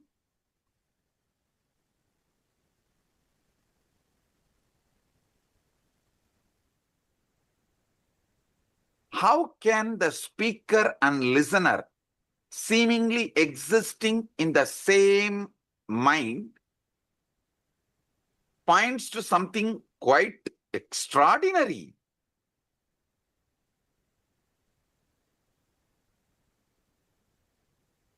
About the nature of the consciousness. How many of you understand the listener and speaker both are existing in the same mind? Raise your hand.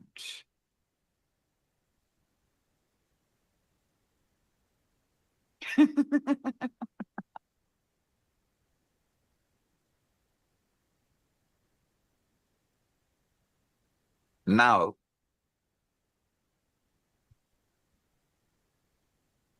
I wanted to reveal, re-reveal and explain something extraordinary. I spoke about it in 2005.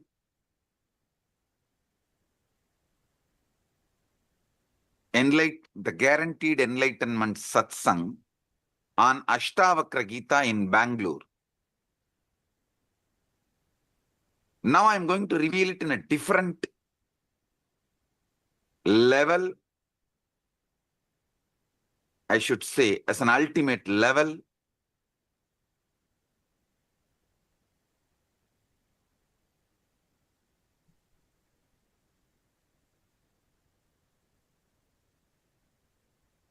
your thoughts,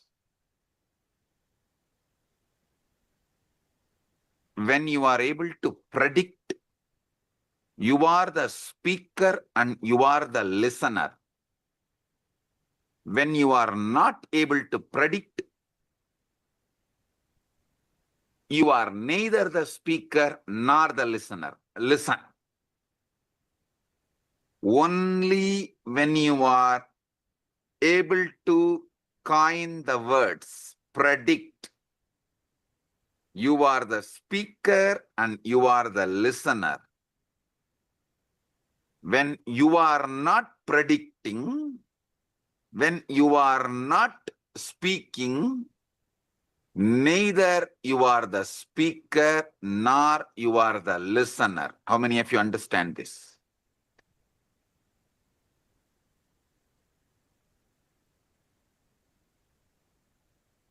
You can't answer and take it for granted. You are only thinking. No.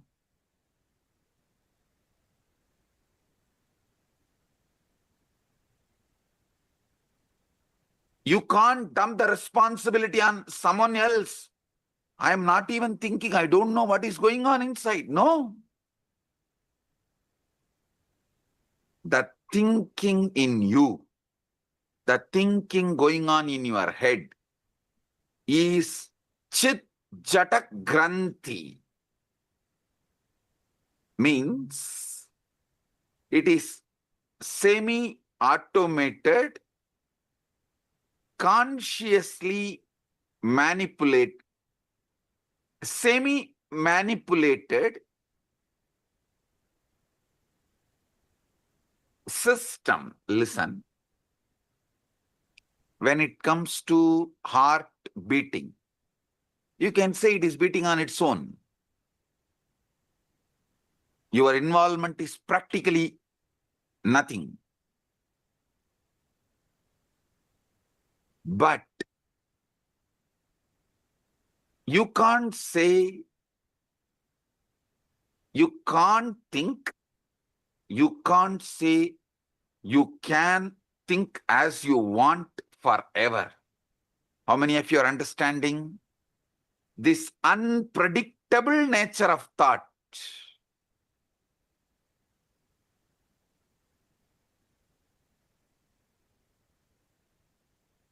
As you are listening to these truths, there is a voice in your head that is following along. Perhaps it is repeating what I am saying. Perhaps it is commenting on it. Perhaps it is agreeing with it or opposing it, or partially agreeing with it, partially opposing it. Here is a very peculiar thing. If you pay very close to attention to the voice going on inside, you will rather notice something very odd. You cannot predict with certainty what your voice is going to say next. If you decide to stop and utter the words as you want in your head, you can listen also your words. So either your speaker and listener simultaneously exist, or speaker and listener both absent, the some speaking is going on. How many of you understand it?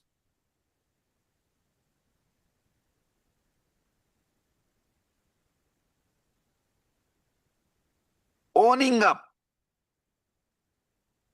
to all the words which goes on in auto mode is what I call guilt. Not owning up to the words you consciously generate, not owning up the responsibility for the words you consciously generate, is what I call delusion. Listen. Owning up to the words which automatically goes on in auto mode later on is guilt. Not owning up even to the words consciously you generate and listen is delusion, or trying to cover things under the carpet. How many of you are understanding this?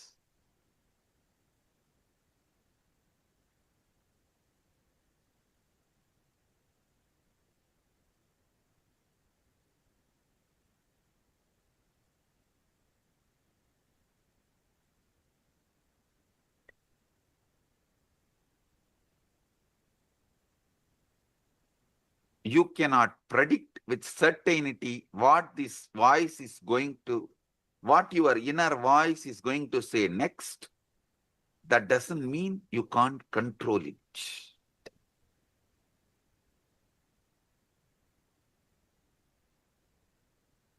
How many of you are seeing? This is like a car, you can put it in autopilot and you can also drive. At some point you drive, at some point you put it in autopilot mode.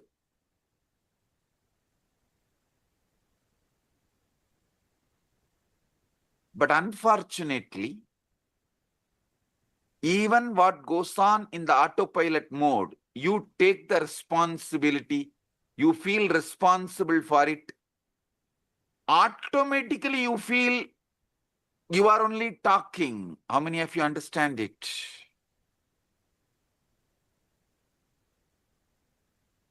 This is utterly superfluous. Listen.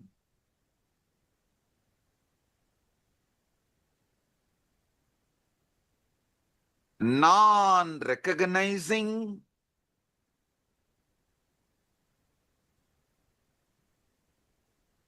this autopilot mode, non-recognizing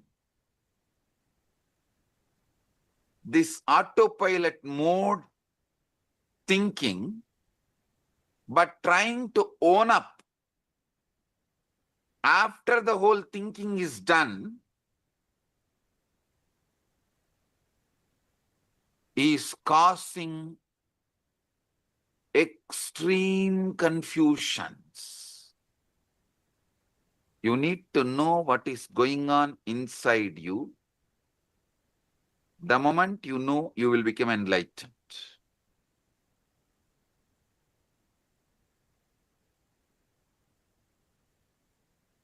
Am I doing the thinking, or is thinking happening to me?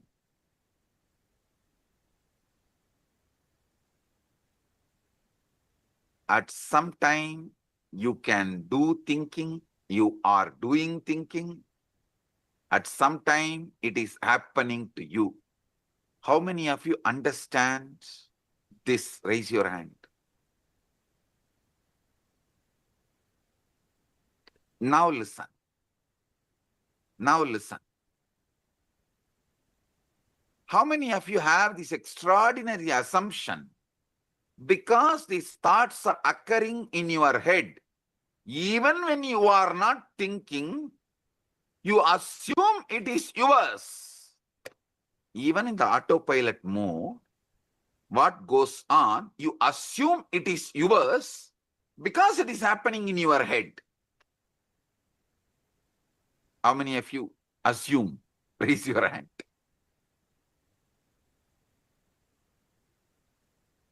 Yes. Drop the hands. Listen.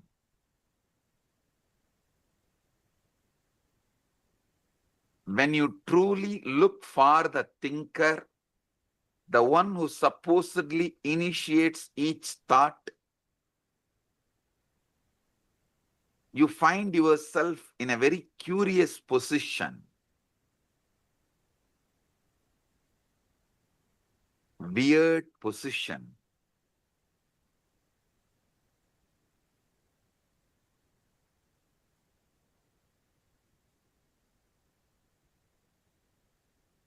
When you consciously think, yes, everything is great, right. But when it is going on in auto mode and you try to find who is thinking, suddenly the auto mode stops. How many of you have discovered whenever you become aware and find out who is thinking, the auto mode stops? Great. Great.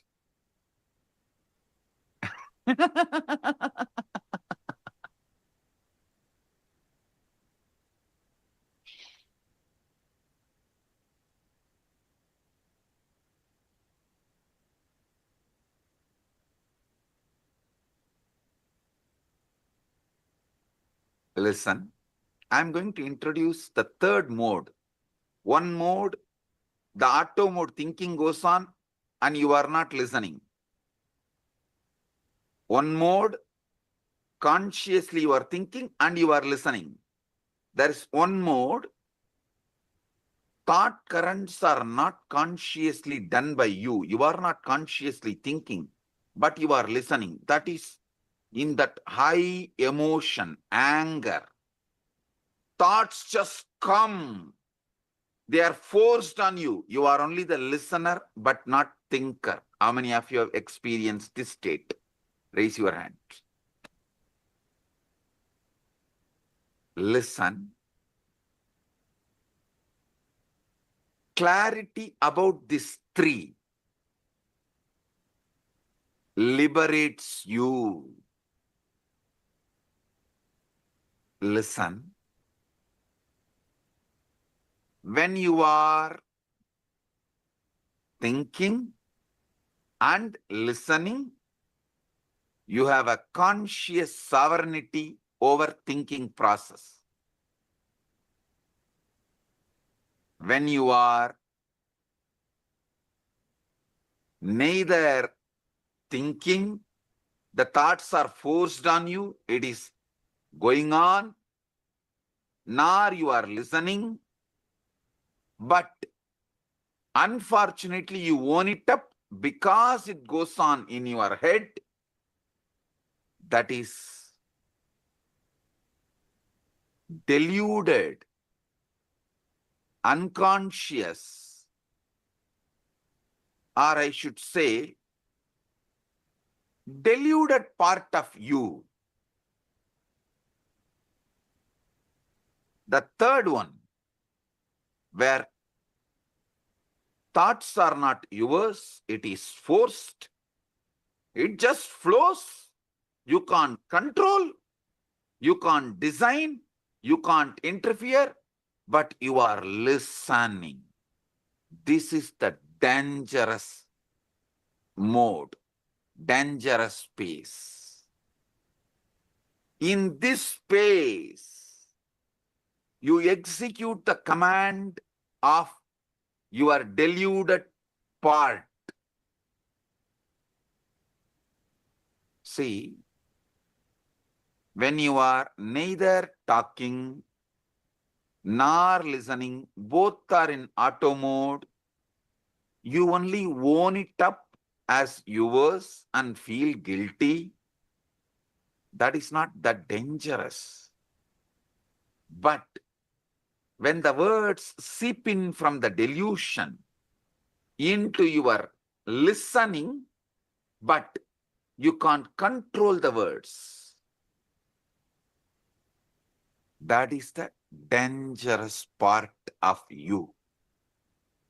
That is responsible for all sufferings.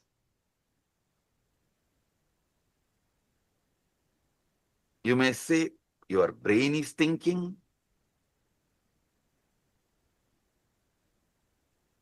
But you should know,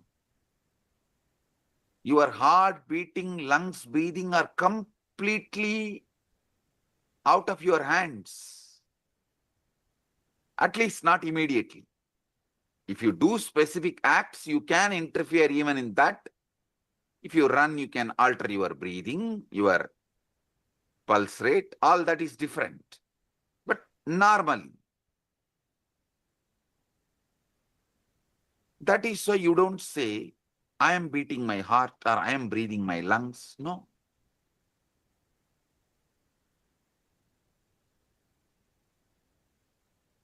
You know, these are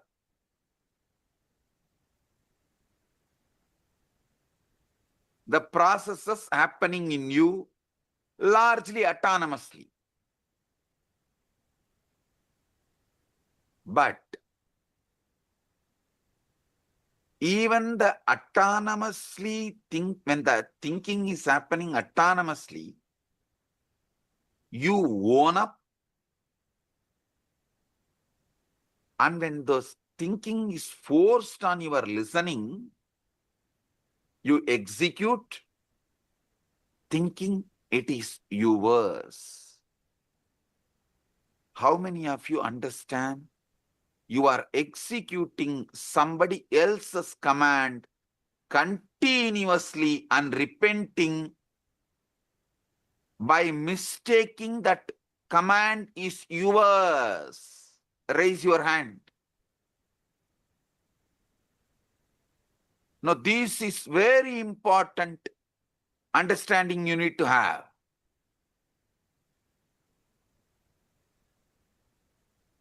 Listen to these three. Drop the hands, listen. One side, consciously you speak, consciously you listen. That is a chit part of you, conscious part of you. We will come to that later. It can be handled easily.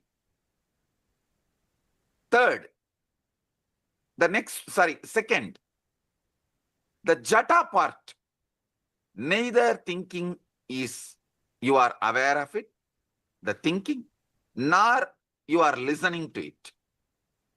Thinker, listener, both are absent. It goes on autonomously.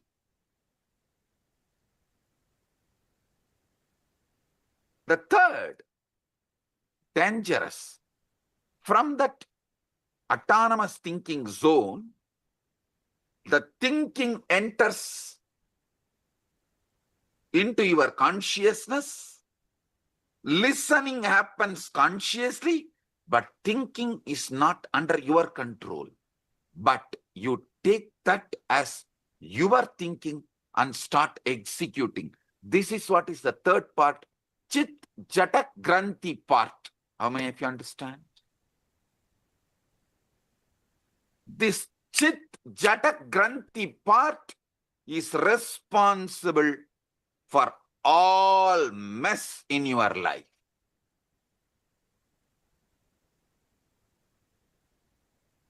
When you are taken over by anger, lust, greed, pain, insecurity, violence, the command is generated by somebody. You are only listening, but you strongly believe you are generating that command and executing it, even putting your life at stake, running behind it. How many of you are getting?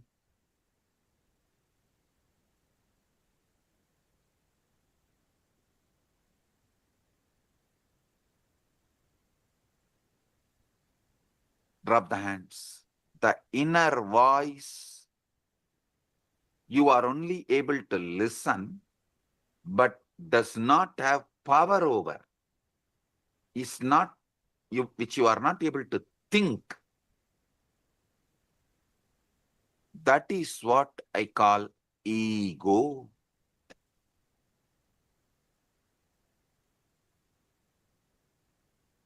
Devil commanding and making you execute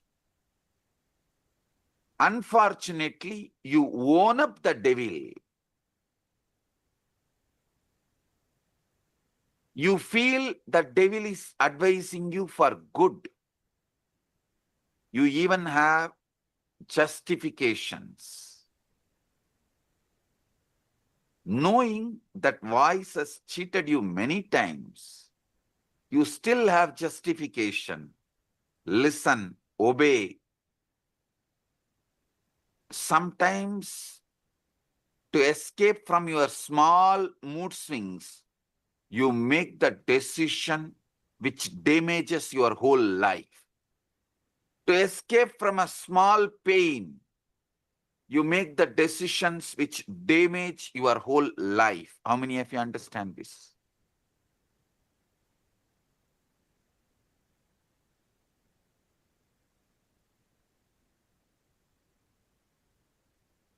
Relax.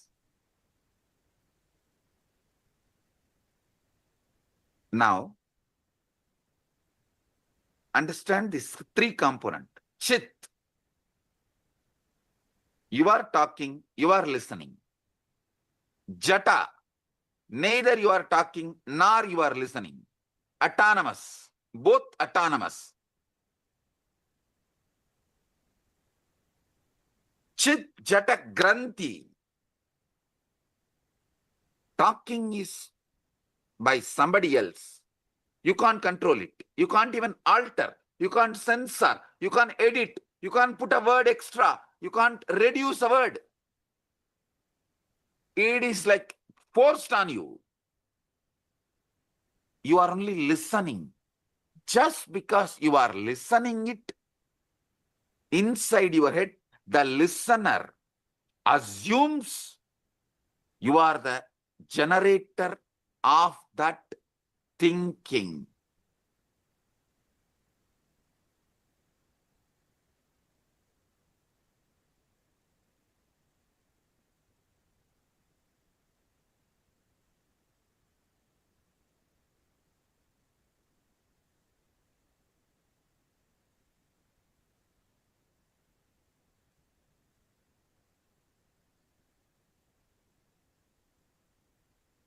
Chit Jata, Chit Jata Granthi.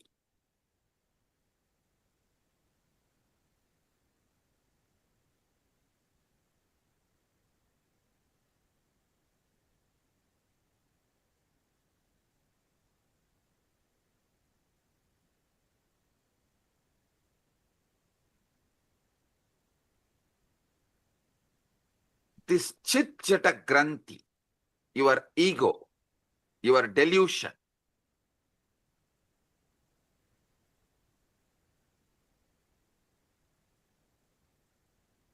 this part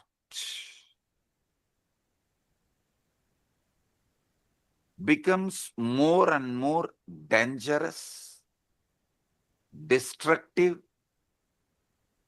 when you allow more of your life getting occupied by somebody generating the command you don't know, you don't have a control over, but just because you are listening, you are owning it up and feeling it is your command and executing. This component is responsible for all those criminals who are sitting in jails. Nobody is interested in going to jail. Nobody is interested in doing something wrong.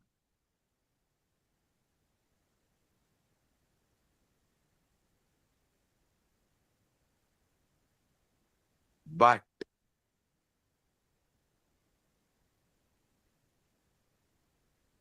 the command is generated by somebody, but because constantly you are listening, you own it up and get into the delusion. You are only talking, it must be your voice, and you start executing. Listen. Don't think. This Chit Jata Granthi creates put someone only in the external prison. This is internal prison. All of you are also in a way, kind of a prison, which is just this chit jata granthi, and the decisions you made because of this chit jata granthi, the securities you built around you, which has become many times a prison, the life you built around you, which has become many times prison, many things you built around you, which has become many times prison, is owning up to the voice just because you listen to it, because it is from your head, you think it is yours, you really feel it is yours, but actually you don't know. How can you own up something which you have not uttered? See, if something is yours, then you should be able to edit, add, delete, speak. Are you able to? No. Then how can you own up and execute certain command, some command, which you are not owner, but continuously you believe it is yours? How many of you understand this? Raise your hand. Yes, now I'll give you just 3 minutes. Pen down this chit, jata, granthi, all three. So you are understanding it.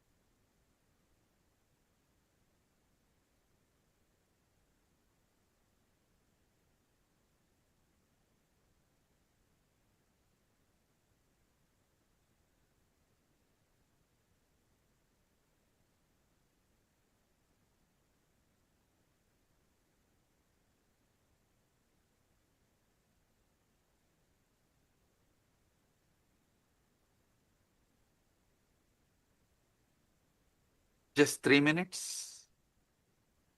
Pen down. Because I am interested in you, understanding you. This knowledge will enlighten you. It will give you sudden enlightenment.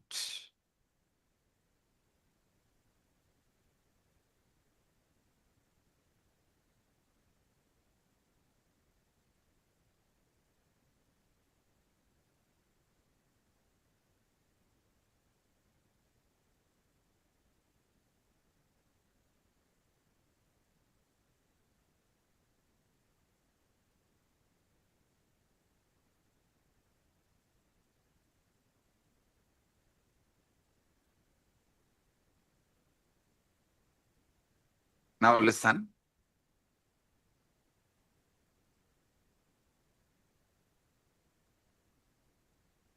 The chit part of you, the voice you can generate, you are listening. That part of you is called buddhi. The voice neither you generate nor you listen. That part of you is called chitta. The part you don't generate the command because you listen You assume it is yours and you obey. This part is called ego, ahankara. This voice of ego, listen, this is actually the 90% of your life. 90% of your life is dominated by this third component. How many of you understand that? 90% of you is dominated by this third component. Drop the hands. Listen. This voice has been shaped by everything you have ever experienced.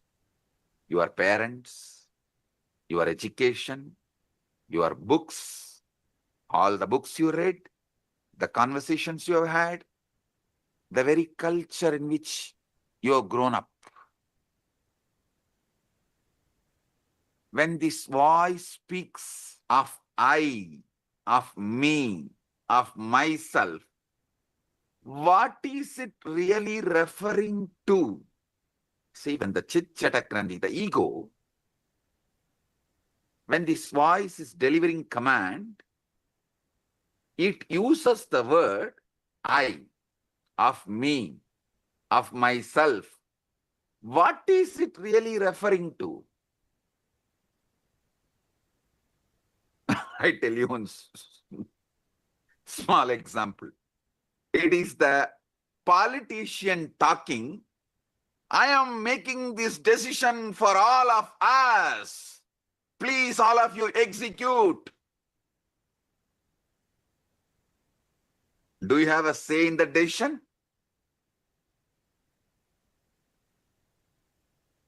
You just execute.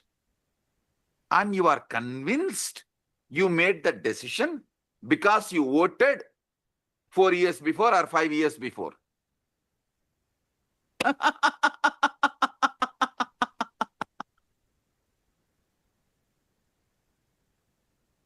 Democracy is okay for the nation. I don't want to say yes or no, good or bad and all that. Okay, that is the way it is.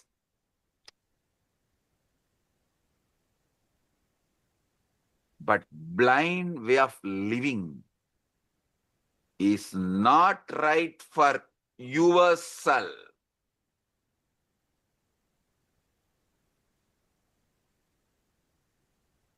When the voice, your ego speaks of I, of me, myself, what is it really referring to? Is it referring to the true you or merely a character it has been rehearsing all your life?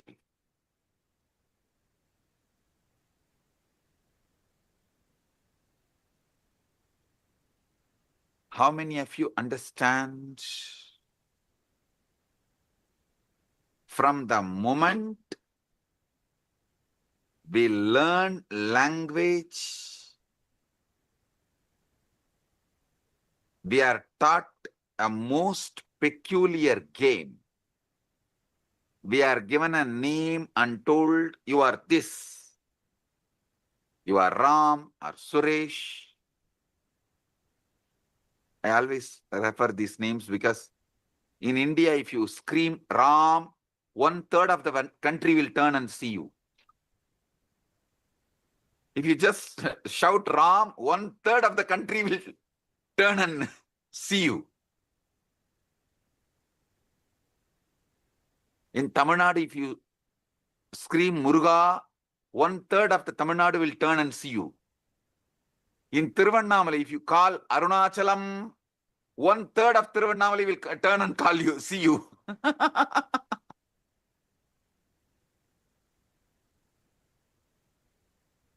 In Tiruvayyaru, Tiruvarur, if you call Tyagaraja, 1/3 of Tiruvarur will turn and see you.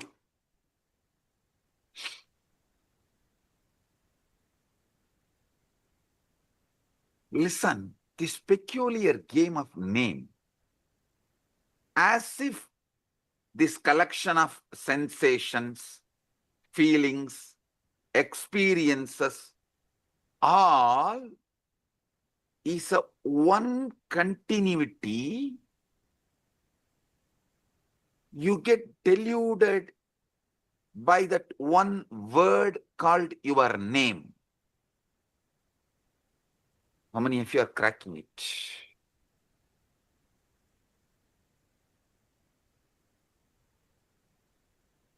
Because you believe in your name, and that name gives you the false idea of continuity, and because you believe in that false continuity, all that goes on inside you, you own it up and go to the extreme of executing it, even sacrificing your life many times. Your joy, love, you are ready to go through so much pain and you are doing it. How many of you understand this whole drama?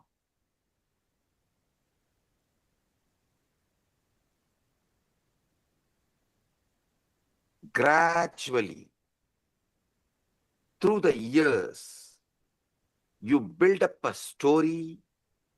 I was born on such and such a date. These parents to these parents in this place. The voice in your head becomes the narrator of the story, constantly upgrading your biography, constantly telling you who you are.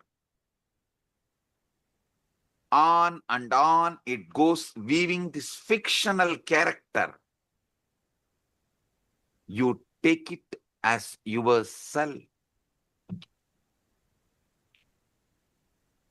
How many of you understand? This is the way the development of the ego, personality is done in you. I give you a few more minutes, 1 or 2 minutes, just jot down how your personality, ego is created. Pen down.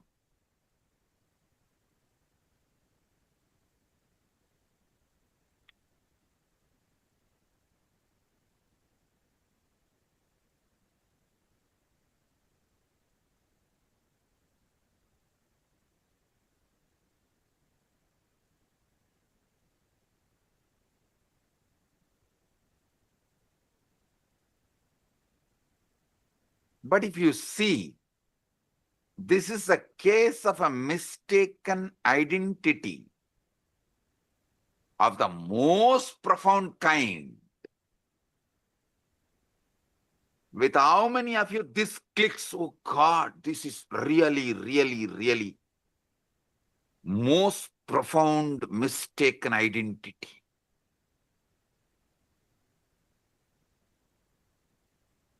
All the things stuffed as no my contribution, and I go on be executing this order. I continuously execute the order, and literally I have a no role in generating the command. How many of you understand it? And these people want freedom.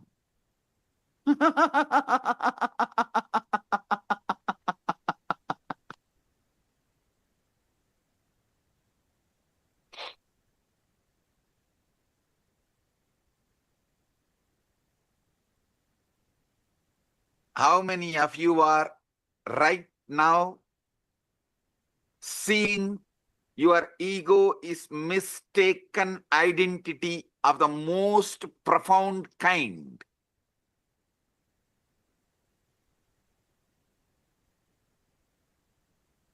Drop the hands.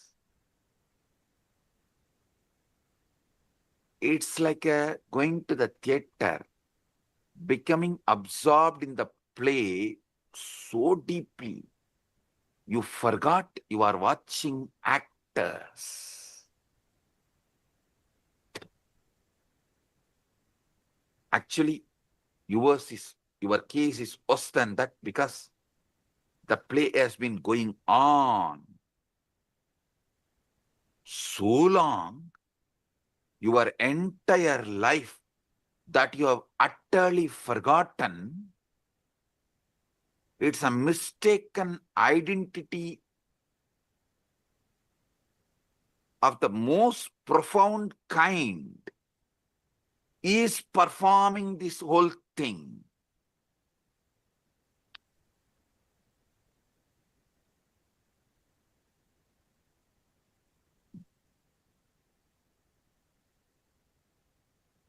This separate self, this ego,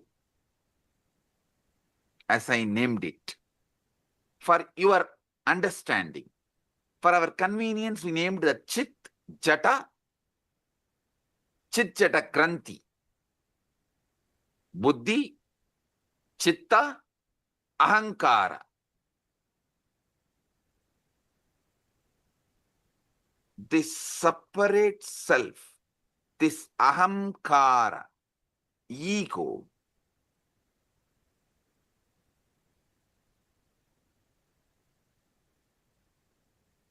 is the source of all Maya,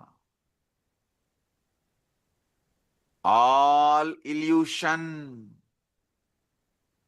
all delusion, and it is not actually an entity at all.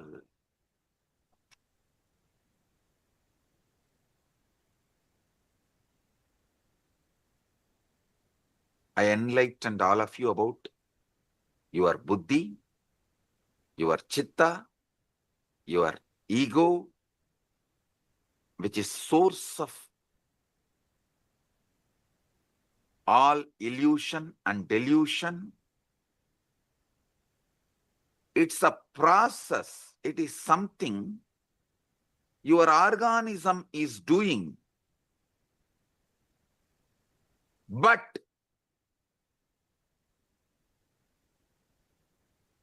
not something your organism is.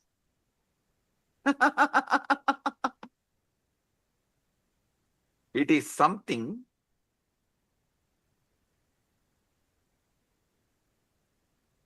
you believe your being is doing, but not what your being is.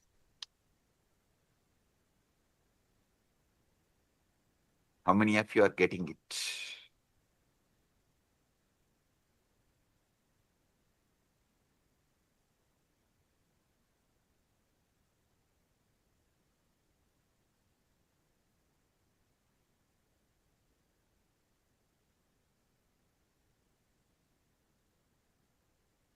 When you say, I think or I feel,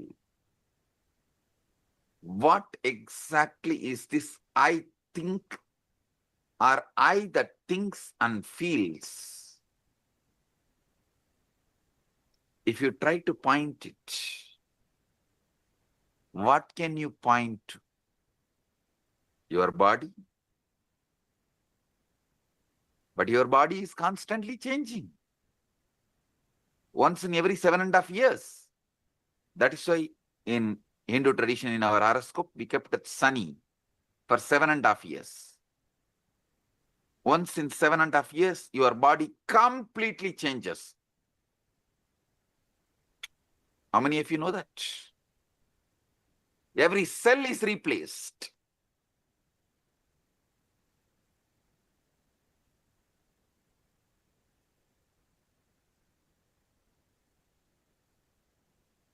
Your memories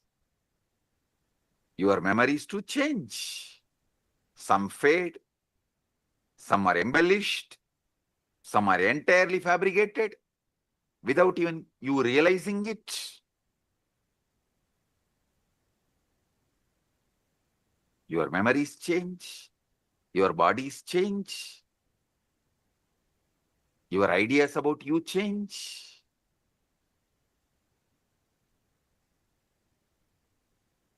Your name gives you the delusion of continuity stops you experiencing eternity. The delusion of continuity stops you experiencing eternity. Note down this word. This is the most powerful cognition.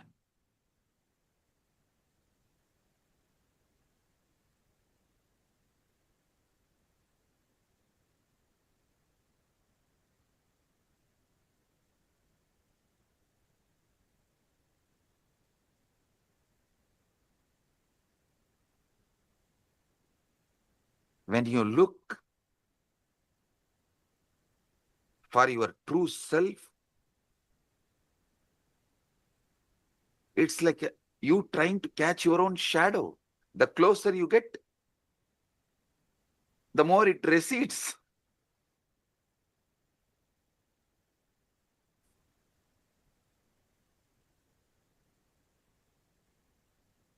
How desperately you cling to it, how terrified you feel at the prospect of losing this sense of self.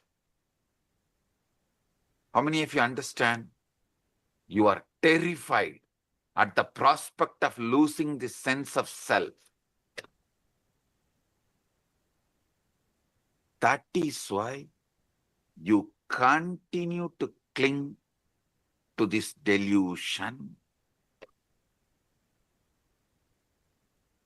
That's a true pathology.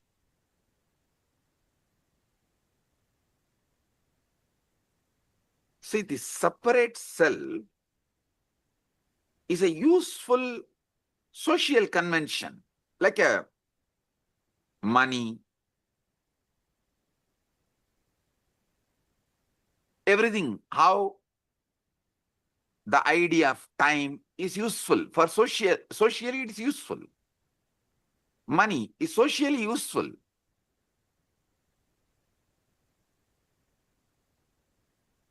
But not the truth.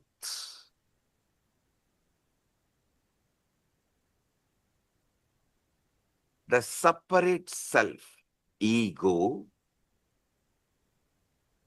socially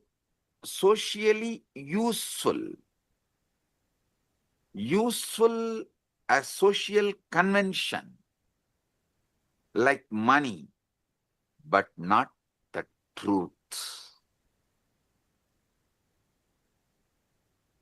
We all agree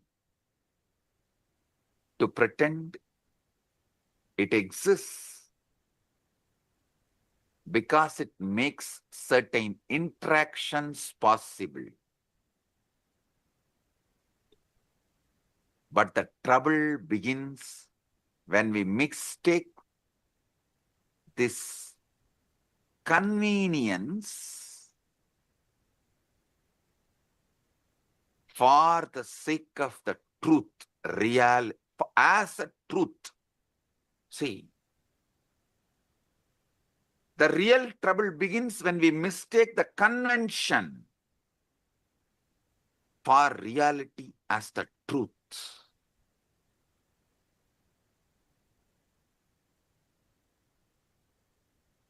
There's a most peculiar paradox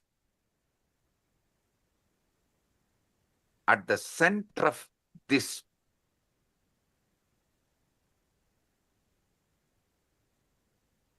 seeking the truth. Listen, I am actually decoding that 4 Mahavakya of Upanishads for all of you. Naham deham, koham soham. Later on I'll explain. This is the Mahavakya I am decoding step by step for all of you. The most peculiar paradox at the heart of this seeking the truth, when you attempt to observe the voice in your head, to watch your own thoughts as they raise. Who exactly is doing the watching? It seems there is an observer standing apart from the thoughts, doesn't it? Tell me. It seems like observer is standing.